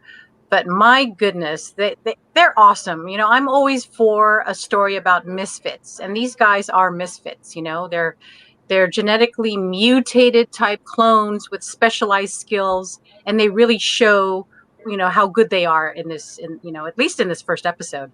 So I really enjoyed it. I really dug it. And like you said, like an hour and 15 minutes. I actually didn't feel like it was an hour and 15 minutes. I was really engaged with this. So if anyone's interested in, watching something new as far as like, a storyline about the clones who are a little different, this is up your alley. But I enjoyed it a lot. Yeah, and you're going in not knowing too much about the clone. Exactly. That kind of, I think that's a good perspective for a show. Like you can go and not knowing all the lore, but still get something out of it. So yeah, I think it's good for fans that haven't watched Clone Wars, and maybe this is a gateway drug for some people. Like, oh, I like these guys. I want to check out some more of this. So you can watch the prequel to this show. It's called the Clone Wars. So yeah, I think it's I think they did a good job with this, and Filoni's involved. So it's not going to be. I'm not going to not trust Filoni anymore, because just if I see Filoni on there, I know it's going to be some quality Star Wars shit. So yeah, if it's Filoni on there, just let him direct a movie or produce a movie, man, because this guy needs him and Favreau just me in charge of the whole fucking thing. So in Filoni we trust. Yeah, pretty much. Pretty much. Yeah. Rick, what'd you think of this Bad Batch show? Dude, I dug the shit out of it. I didn't know what to expect. I didn't know how they were gonna attack it. I just didn't want it to be like another just a Clone Wars kind of a thing. And about the only thing that it shares with the Clone Wars is just kind of certain characters and the animation. But it's its own different kind of story. It really concentrates on these 5 dudes. So I mean, I love the voices, which I have a lot to say about with those voices, man. It's fucking great, and I like how each character fits their respective job, their characteristics, and it's sick to see them work as a team in this shit. Like because you always know that clone troopers are cool and all, but sometimes they're too jack of all trades, no specialty, and they get fucked up. Yeah. Right on. All right, so we're going to jump into spoilers. We're going to talk a few minutes in spoilers. So if you're watching this, you haven't seen it, if you want to mute us for a couple minutes, once you see the spoiler thing go away, you can jump back on. All right, so we'll go full spoilers. 125:10, cool. All right, so spoilers. So this takes place right after the Revenge of the Sith, or actually during the Order 66. So you kind of see it starts off with Kanan. Was it Caleb? His name's Caleb. Yeah, he changes his name later. So this is Kanan. Played by Freddie Prinze. I wish they kind of got somebody else to play the voice, because it's kind of jarring hearing like Freddie Prinze trying to play a young voice. It's kind of a child actor, but it's Freddie Prinze. You kind of see the origin of Kanan. They kind of explain this in the comic, so it's different from the comic. They explained it, so that just tells you again, like the comics are not really they don't really consider those canon. Like you want to, some of it they have brought in some of that stuff, so it's kind of frustrating when like, okay, you said this is all going to be canon, but I guess it's not. So the movies and TV shows are the things that counts. So we get to see that. I thought that was cool to see his origin. If you watch Rebels, he's a major character during that time. So yeah, we get to see some great. We get Grand Moff Tarkin. I love Grand Moff Tarkin. He's a great character. Great to see him. Looks like he's gonna be like one of the main bads in this story. Yeah, I thought the characters were great. I thought they were a little more fleshed out than what they showed in Clone Wars. The last little Clone Wars, some of them seem kind of generic. I like the big guys, the big dumb guy. I know I'm kind of over that trope of the big strong guy being dumb. Like it could have switched up a little bit. I don't know. Some of them are very tropist. But I did like their dynamic. I liked what's his name, Crosshair. I liked his little arc. I didn't like it at first, but as it progressed, I'm like, okay, cool. This is going to be the guy that's going to be chasing them down, like one of their own. So it's going to be interesting to see how that character develops. We get the little young Omega. She's like a female clone of Jango. So I wonder how that's going to be explained. Is she I saw some theories about her being half a clone of what's her name, the princess of Mandalore, like this is the beginning of Palpatine trying to clone himself. And so yeah, there's more to her story than just her being a female clone of Jango. So we're definitely gonna see some more of that. So Meshellica, so any spoiler stuff you want to get into about this show? We can talk a little more in depth now. So just the opening scene where they had the Clone Wars projected, and then it just melted or turned into the Bad Batch. I thought that was cool. Awesome. Yeah. I mean, that alone just got me sucked in right there. Not even watching anything on the Clone Wars, not even knowing about the Bad Batch, right? Yeah. Or the clone, what do they call Clone Force 99, right? So and then of course, knowing who the 5 there's Fieldy. Yeah, Fieldy's on one today, man. Like, I know we're having like a little competition here. Is the most active he's ever been. You threw something at him, right? Yeah, I had to. He's getting too fixated on things. Go, Meshellica. But just knowing who the five guys are in the Bad Batch, Hunter. Let me make sure I have them all right. We have Hunter. Yeah, the fake Rambo. Right. with the knife. Hunter, Then we have Wrecker, Echo, Tech, and Crosshair, right? So that's the 5, right? So, and I mean, I knew reading a little bit of spoilers here and there that Crosshair was going to have some issues, with, not understanding what Hunter's doing and, just trying to follow orders and stuff. And so I just really thought it was interesting to see the 5 of them, work together. But Crosshairs, there was something about Crosshairs. Every time I looked at him, it almost seemed like he had something going on in his brain, like that chip, whatever that programming chip was just kicking in or something, So, I mean, since we're doing spoilers here, knowing that he's going to be the one that's going to be, the outsider. As far as like the 5, was kind of interesting. And then the Omega character, that was kind of like way from left field. I mean, I had no idea that you can have a little girl clone of Jango Fett. You know what I mean? That was just kind of strange to me. But she's really good as far as like bringing those other 5 together. Besides she even had a moment talking to Crosshairs when they were incarcerated at one point. She might be force sensitive. We don't know. Yeah. Like, she kind of sensed his feelings. She's like, I know what you're going to do. And like, you couldn't do it. So she already knew he was going to betray the team. So, right. Yeah, interesting dynamic. Yeah, for sure. Like, I was kind of hesitant, like, this guy, all right, just the asshole guy. But I think him, like, hunting them down is going to be a very interesting story. I think that's going to be interesting. It's going to be very interesting. Yeah, definitely. Yeah. Because, I mean, he has a brotherhood with them, but yet that programming chip must be, I mean, you saw what happened. Tarkin said, light it up, move that shit up. Yeah. Oh, he's loyal already. Let's make him a little bit more loyal. Yeah. Yeah. So, but to be, I mean, that was just episode 1 at 75 minutes, and there was so much going on.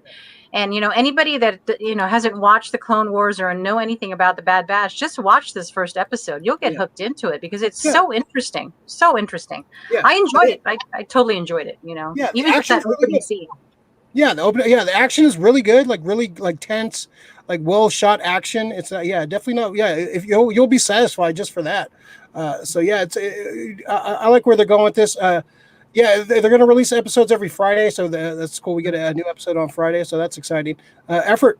Any spoiler talk you want to talk about this Bad Batch? I'm just happy like everything is still in line with canon.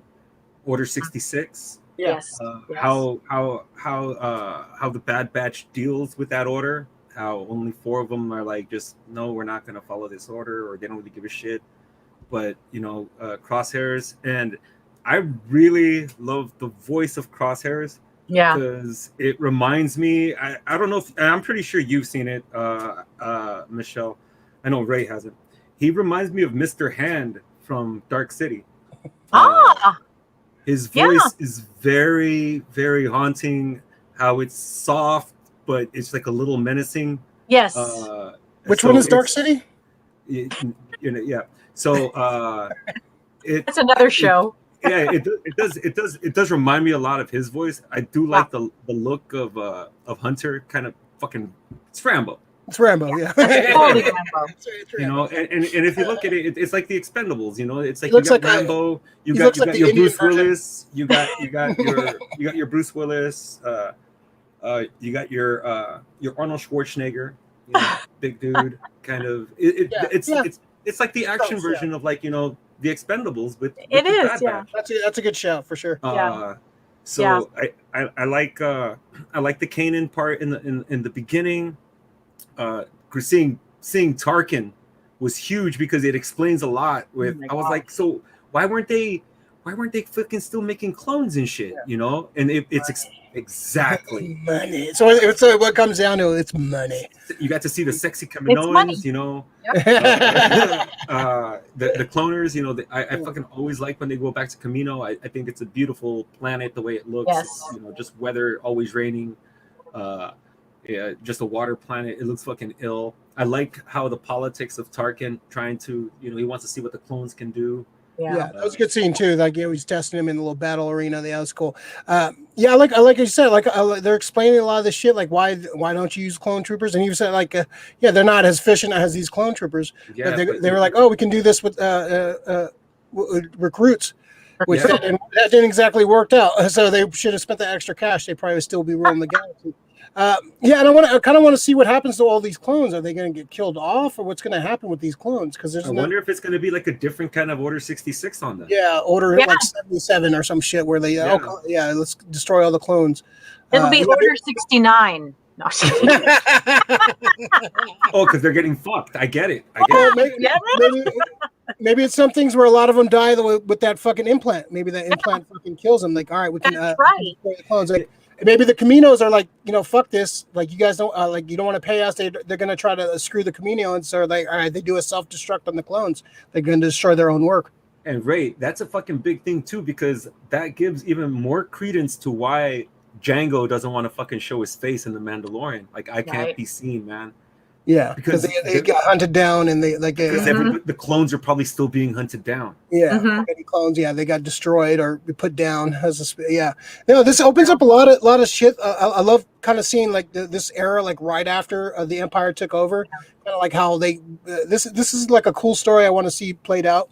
And like we've seen like a lot of the aftermath, like Solo dealt with some of it, and some of the other shows, Rebels kind of dealt with like the start of the end of the Civil War towards Luke and stuff. So yeah, the beginnings of this, I'm curious. They can do a lot of shit.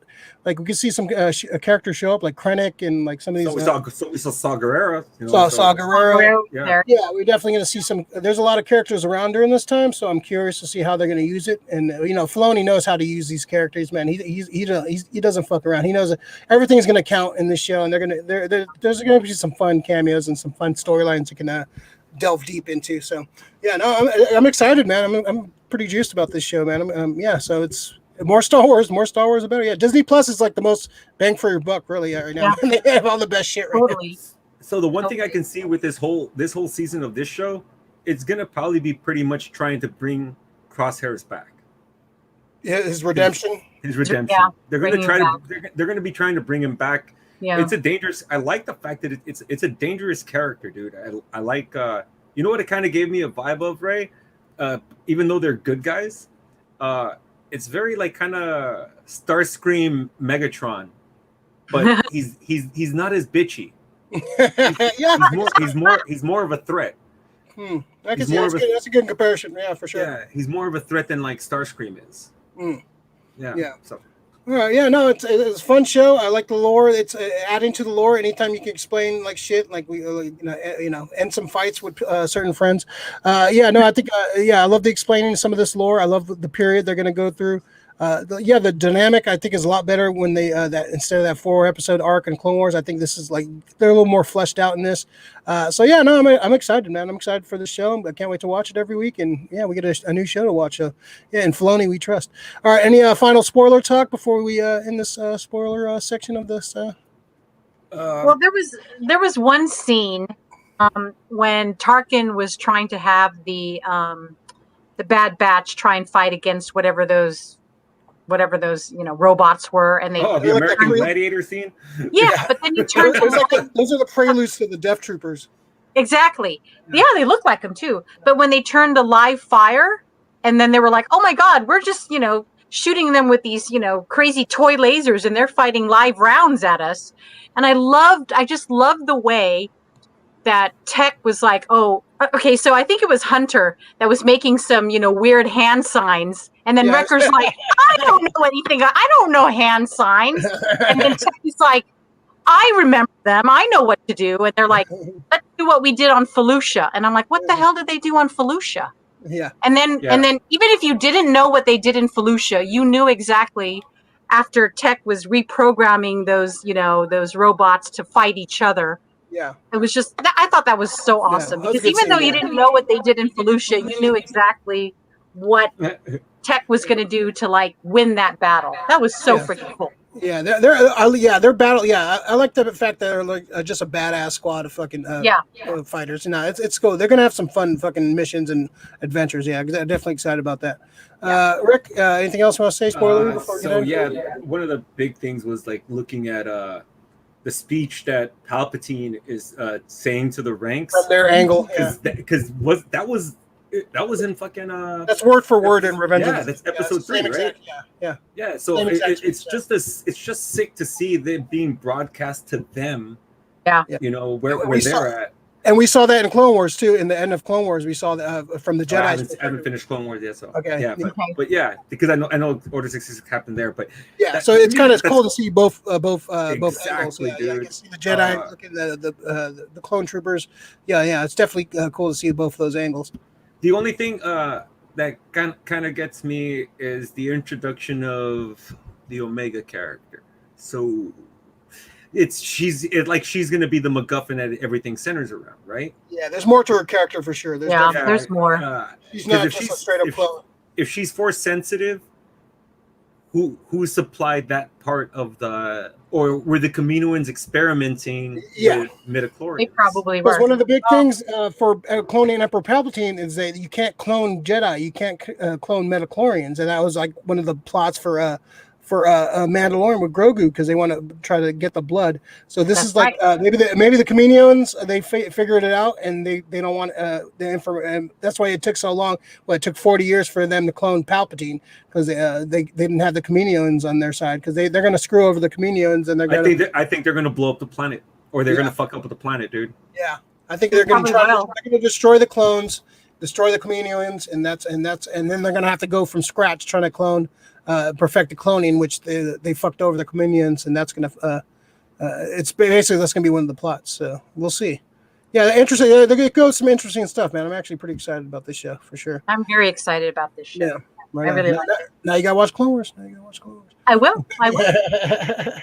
Awesome. All right. Yeah, great show. Great lore. I'm excited. Yeah, I know. We're gonna have to do an after show about Bad Batch, because I'm definitely going to want to talk more about this show. Oh, I would love to do an after show with Bad Batch. If you had me on one, I would love to, because I'm totally all for it. Yeah, it's a pretty fun show. So we'll talk about it. So all right, we're going to end our spoilers. So spoilers are done. Spoilers, no more spoilers. Bye, spoilers. All right, come back, everyone. Come back. Unmute. All right, folks. So if you're new to the channel, please like and subscribe. Sorry, no Southerner Supreme, but there you go. That's the only Southerner Supreme you get to know. We get Fieldy. Smash that like button. Subscribe to the channel. Follow the channel. I swear, Fieldy. I love Fieldy. Fieldy is fucking on one today, man. What the fuck? This is his most active show. See, he was upset he missed a week of shows. He's back with a vengeance. This is my show, damn it. God damn it, dude. This guy's crazy. Follow the channel. Turn on the notification bell so you alerted to when we go on. We're going to have some more cool videos coming up. I'm working on a top 10 wish list for Marvel Legends, so that hopefully that'll be out this weekend at some point. So if you're a big fan of that, check it out. We got some more after shows, some more reactions, some more fun crap for this channel. Let's see. Big Leo 415 watching it now. Spoilers, spoilers. Yeah, we had a spoiler review. Check it out. It's definitely good for sure. Definitely check it out for sure. All right. Let's see. All right. So let's jump to our pool list. Pool list is stuff you picked up during the week, you watched recently, or you listened to, just anything you want to talk about, comics, movies, TVs, toys, whatever that you picked up recently you want to chat about, good or bad. If something pissed you off, this is where you got to let low. We call this the Rick section of rants. So, Meshellica, what's on your pool list this week?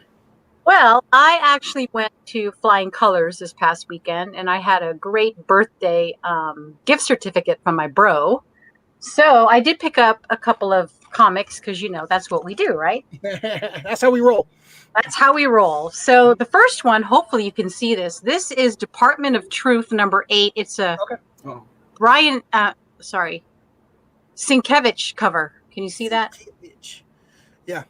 And I would love to do a costume of the Red Lady because she just looks so freaking hot here. But I don't know if you guys read Department of Truth, but oh my God.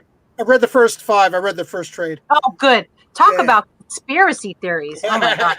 Crazy. It's a great story. It's a great take on conspiracy theories. Yeah. It's awesome. Yeah, and then an interesting book for sure. And then so that was Image. And then I picked up, of course, for May the 4th be with you. I got commemorative 40th anniversary Empire Strikes Back cover here. Oh, awesome. Yeah. Guys, see that? Okay, there. So Yeah. there's our Yoda, our wonderful Yoda. Who's the artist on that cover? Is that? Oh no, it's not. It's not LaRocca. It's shoot. Oh, Chris Sprouse. Chris Sprouse is the one who did the cover. Okay. Yeah, no, that's good. That's a good artist. Yeah. Picked up that, and then of course I picked up 2 DC, and you guys will love this. So Brian Steelfreeze, the artist, is actually a friend of Bo and I. He's out in Atlanta. He did the Joker #2 cover. Nice. Okay. Brian Steelfreeze did that. Yeah. Nice. So that's DC. Have you read the first one yet? Yes, I did, and I enjoyed it. You know, anything Joker is good. And then I know Rick would like this. Well, you guys will both like it, but it's Nightwing 78. Oh, cool. So I don't know anything about Nightwing, and this is what Zab and Alex told me to start reading, at least for now. So here it is. I was able to find everybody's it. been raving about it. Yeah. Who's Tinian, right? Who's writing it? No, Tinian. No, it's not. Is it? Or Taylor, right? Isn't it Taylor? Yeah, Tom Taylor. Tom Taylor's the writer. And Yeah, Bruno I heard good things. A lot of people are raving about it. Bruno Redondo is the artist. Redondo. Oh, so that's my pull list, guys. All my Awesome. wonderful comics. Very cool. Ricardus. Okay, this is the wrestling section, Matt. So on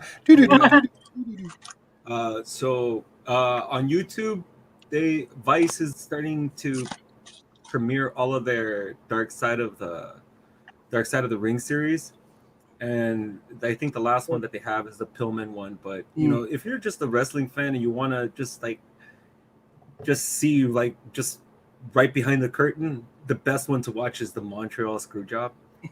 It's a peek behind the curtain at a super interesting time for wrestling. You know, I think that's when everybody was like, "What the fuck's going on?" Vince is the guy. I mean, it was already knowledge, but you know, for the majority of everybody, just that was the moment that you knew they can go from company to company because Bret Hart was going to be coming over and all of that. Also, just other stories. I'm not sure if they've premiered it yet, but when there's a wrestler named Dino Bravo who was there was a wrestler named Dino Bravo who was taken out by the mafia in Canada. Yeah, so it's one of those cool stories where it's like I said, it's the dark side of the ring. It's these dark stories that people don't really trip on, you know. Yeah. Owen Hart dying early. Yeah, but that's it's really sad. good watches. Third season, right? I think they're on the 3rd season right now, but that's the third season that's actually premiering. I think the ones that they're releasing right now are the older ones, but they're actually you're able to view them and not have to pay for them on YouTube. Yeah, and these are these are stories that anybody it's just great documentaries where even if you don't know shit about wrestling, they're pretty intriguing stories. So you can jump in if you're not a wrestling fan and still be intrigued with some of these. There's some fascinating lives these guys live. Like a biography almost, yeah. Yeah. They're pretty good. I'm pretty excited about this new season. Yeah, they do it really well. If you're a wrestling fan, or even if you're not, if maybe you have somebody that you want to show it to that's not into wrestling, but show them that some of these intriguing backstage stories are great. Mm-hmm. They lead interesting lives, these guys, man. Yeah, they put their lives on the line, and they partied hard. They did some fucked up things, and it's. They did. These are people, and they have some human stories for sure. Anything else, Rick? No. No. I don't want to. So we got I got some comics picked up. I got the second Berserker, the Keanu. Yeah. I have not read this one. The first one I thought was okay. This one looks pretty good too. I like the art by was it Garney doing the art? Yeah. And Matt Kent, one of the writers, the co-writers, liked our picture on the Instagram, so that's cool. Yeah, so we got got some street cred. So yeah. The cover. Which cover do you get, Ray? Which cover? I got the black one. Ah, okay. Yeah. Okay. Cool. Yeah, it'd be a nice little silver sketch right there. Keanu, right there, Keanu. We'll find him one day. Yeah, right. Dude, he's nice enough where he will sign that shit. Yeah, he will. Hey, do you need anything else? I got you. Yeah, let's go get a latte. Good one. You need a back rub? Yeah. I would take one. Yeah. little back rub. Keanu Reeves on the bus. The other issue I picked up was the finale of Mr. Danny Cates' crossover. I dug the finale a lot. I thought this was the Eric Larson cover. He's fighting Witchblade on the cover. I thought that was a cool cover. Yeah. I think this is good. Some of my problems with some of modern comic book, well, definitely buying a monthly. This was written for a trade, and you could tell. So I think reading this in a trade is going to be a lot better because I did like the ending a lot, and it kind of went more balls out, like where I thought it was going to go. But the art's really good. I like some of the twists. Some characters, like if this was like they show you like shadows of certain characters that are, they definitely couldn't get the license to. If this was like a balls out where he had free carte blanche to use any character ever, this would be kind of cool. But different characters from different companies do show up, so it's definitely they did live up to the promise of the ending. But it's an interesting story. It looks like there's going to be more of these, so I guess there's going to be different artists or different writers taking over and kind of their own version. I guess I'm not sure how that's going to be, but issue 7 is going to come out in a couple months. But it's definitely worth checking out. I would recommend probably reading this in a trade. I think it'll probably read a lot better. So pick it up in a trade if you're gonna read it. And X-Men Legends #3. So X-Men Legends have been doing storylines from like kind of filling in the gaps of certain X-Men storylines. So this one's the first 2 issues kind of dealt with Adam X. Adam X from like cheesy early 90s X-Men. He was supposed to be the third Summers brother, like a rumored one of the Summers brothers. They kind of explain how he kind of fits into the Summers family. It was pretty interesting, drawn by Brett Booth. So really cool. Brett Booth drawing the X-Men is pretty good. He did an issue of the X-Men. So this one it takes place during X Factor, around X Factor, the 80s version, in number 43. So this is after Angel becomes Archangel, and is drawn by the great Walt Simonson. So this is Walt Simonson draws the interiors and the cover for this. So it's great to see Walt Simonson doing these characters. Yeah. I'm actually currently reading the Epic Collection X Factor run when Angel becomes Archangel. It's really great. But yeah, he draws a hell of a Cyclops. He draws a hell of a Jean Grey. His art style. He's not as polished as he was. He's getting older, but he still has it, man. He's still got it, man. He's one of the goats. He's probably top 3, top 4 for me. He's one of the goats for sure. I love the way he draws X-Men. I love the way he draws everybody, really. But he's a great writer. All right, my last one. I got the big dog right here. Whoa! Omnibus. What the heck?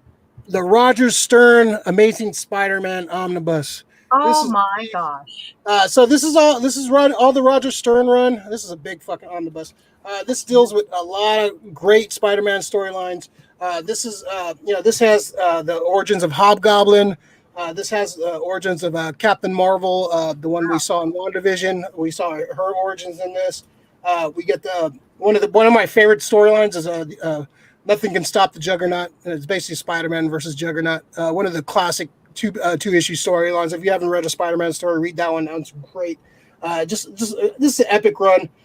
This has Spectacular Spider-Man 43 to 61, and 85, and Amazing Spider-Man 206, 224 to 252, and annual 16 and 17. So this is a fucking beast of a book. That's huge. This is like probably one of the big. This has over almost 1,300 pages. This is a beast of a book. It's amazing, a hell of a run, just for the Hobgoblin stuff. Hobgoblin's origin, man. They have what's his name? They have some tarantula in here. This is great. Some great like stories. Great art. John Romita Senior's like when he was doing the Marvel style. It's a great epic collection. It's a must-have if you're a Spider-Man fan. This is like early 80s Spider-Man. This is like this all leads up to 252, which was the alien costume. So this is all the stuff that leads up to it.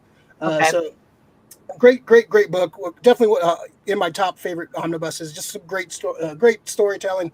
Roger Stern, underrated Spider-Man writer. It's a great collection. If you can find it, pick it up. Picked it up at Amazing Fantasy.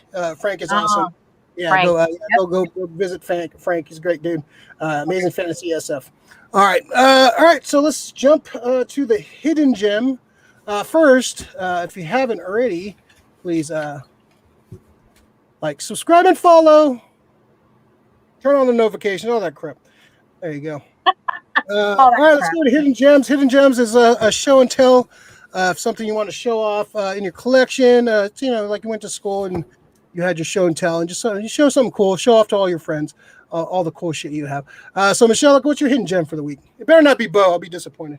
I have no idea where he is. He's somewhere downstairs. So keeping in the theme of Star Wars, okay. So hopefully you can see this, but this is a female Tusken type of costume that I am trying. Oh, there you go. That I'm trying to sew myself. Oh shit! So and the costume reference library is something that's taken from the premier Star Wars costuming group called the 501st Legion. So Awesome. That's my paper, but my hidden gem is an actual face mask of the female Tusken. Oh wow! You guys can see that. I have to let Bo kind of like clean up the painting of it and stuff, but this is. Is that going to take 5 years? 5 years later. 5 or 6, yeah. But yeah, this will be the mask, and then I'm gonna. I have a sewing machine that I actually picked up, and I'm gonna try and sew like the actual costume to have a female Tusken, so it will kind of go with Bo's male Tusken, and then hopefully have like a little baby Tusken. Maybe, I don't know. So that's awesome. But so that's that. That's the Star Wars hidden gem. Dress up Hondo as baby Tusken.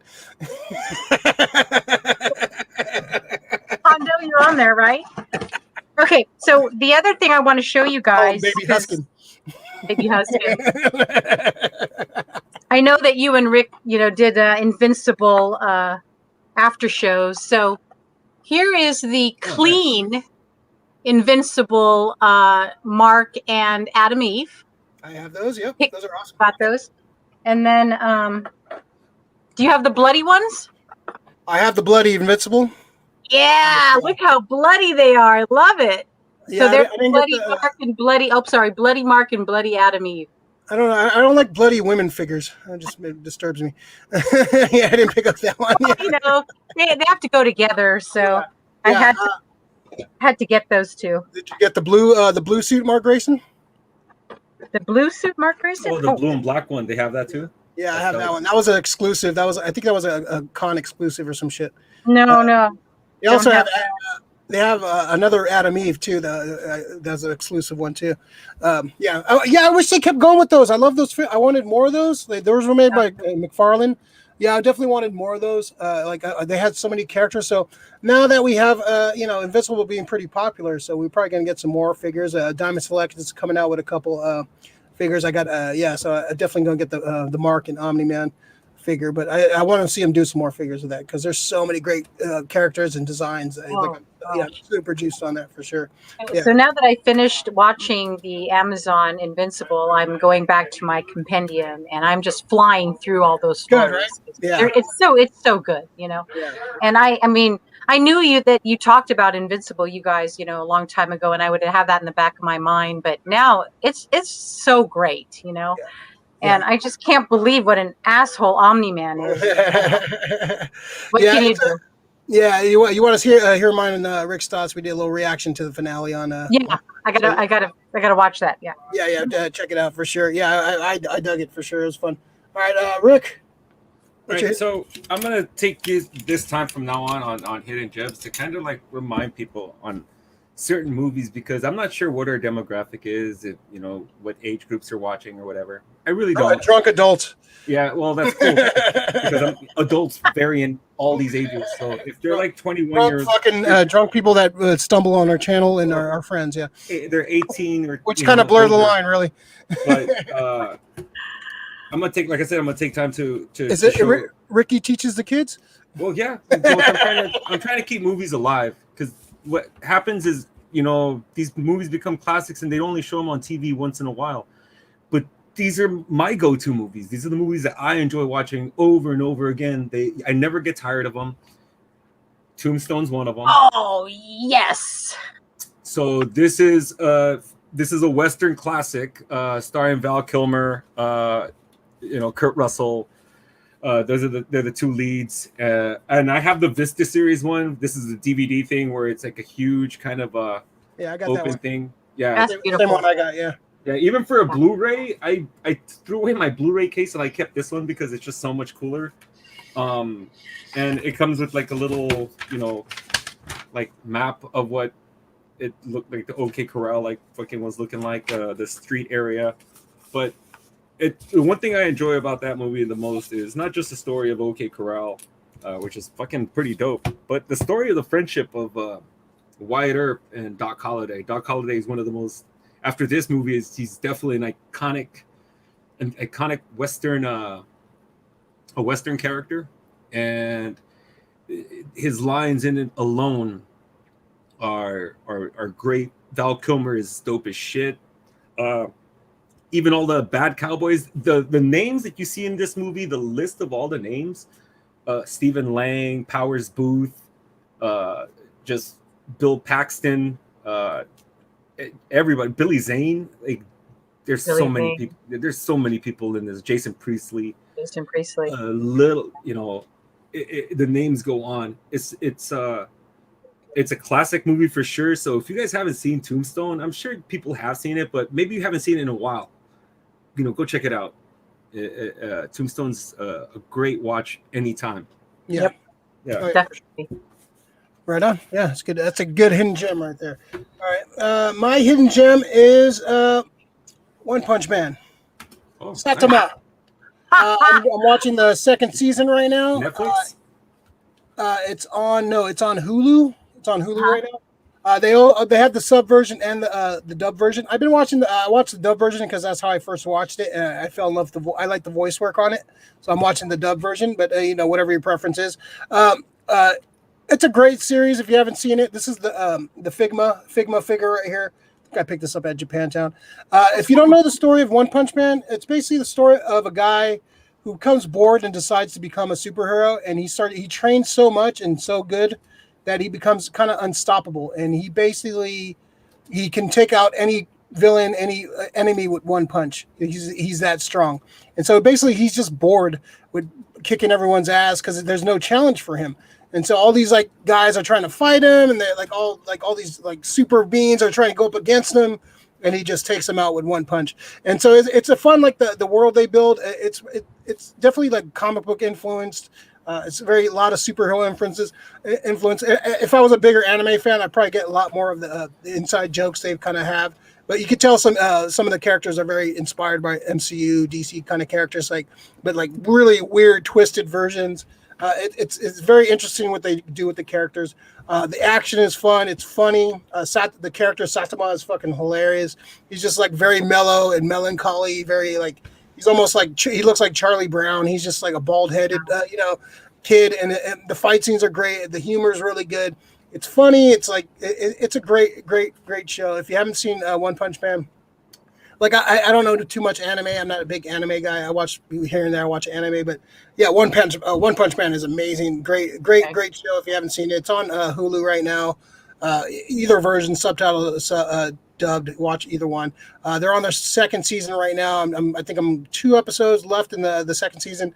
It's even better than the first season. The first season is really good. Second season is even better. So you like when the series actually goes up in quality. But so far it's really good. I'm digging it a lot. If you love superheroes and anime, that kind of stuff. If you loved Invincible, I think you would kind of love this stuff too.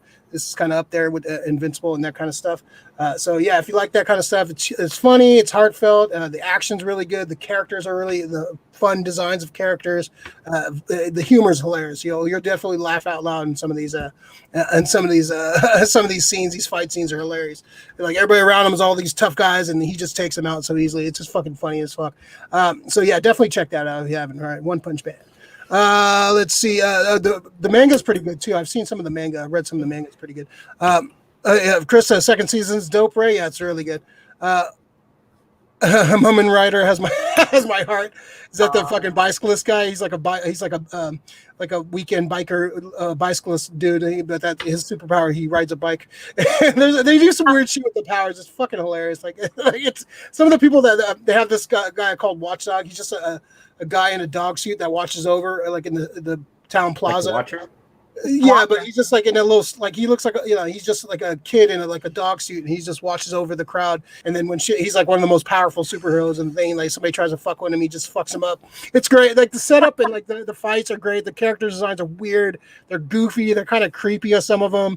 There's one of the superheroes. He has to fight naked. He's like a big weird buff guy with like his eyelashes did and stuff. They're weird. It's a weird, quirky fucking show. It's fucking really good. Definitely check it out. Weird. Hondo Tombstone saw that in the theater when it came out. My brother told me to see it ASAP, and I did. My favorite Western and one of my favorite movies ever. Yeah, it's definitely up there with one of the best Westerns for sure.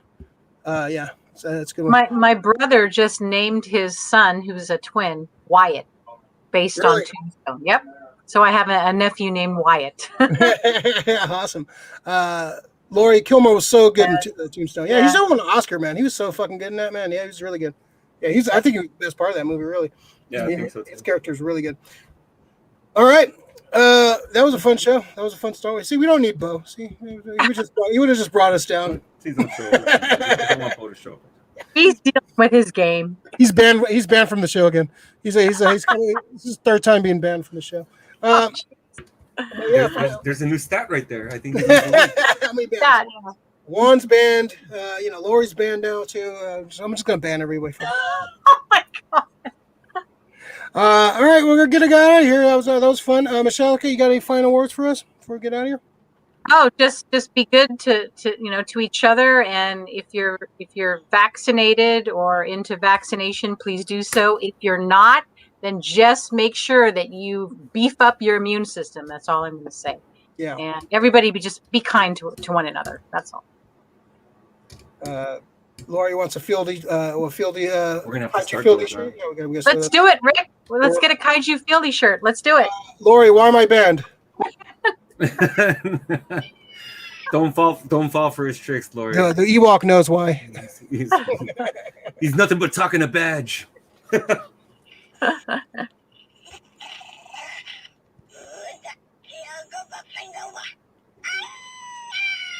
Is that coming out of his ass? What? Ooh, God. Rick, that's cute.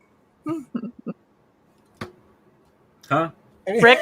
Oh, did you say something? I was like, I heard that's cute, and I was like, sorry. Rick, you got anything for us?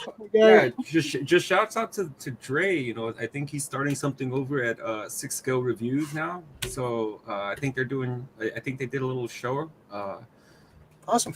Yeah, I think they got over 900 views on one. They might have hit like a good hashtag, but I'm happy for them. On their IG, dude, whoever's posing those, and I think it's Danny.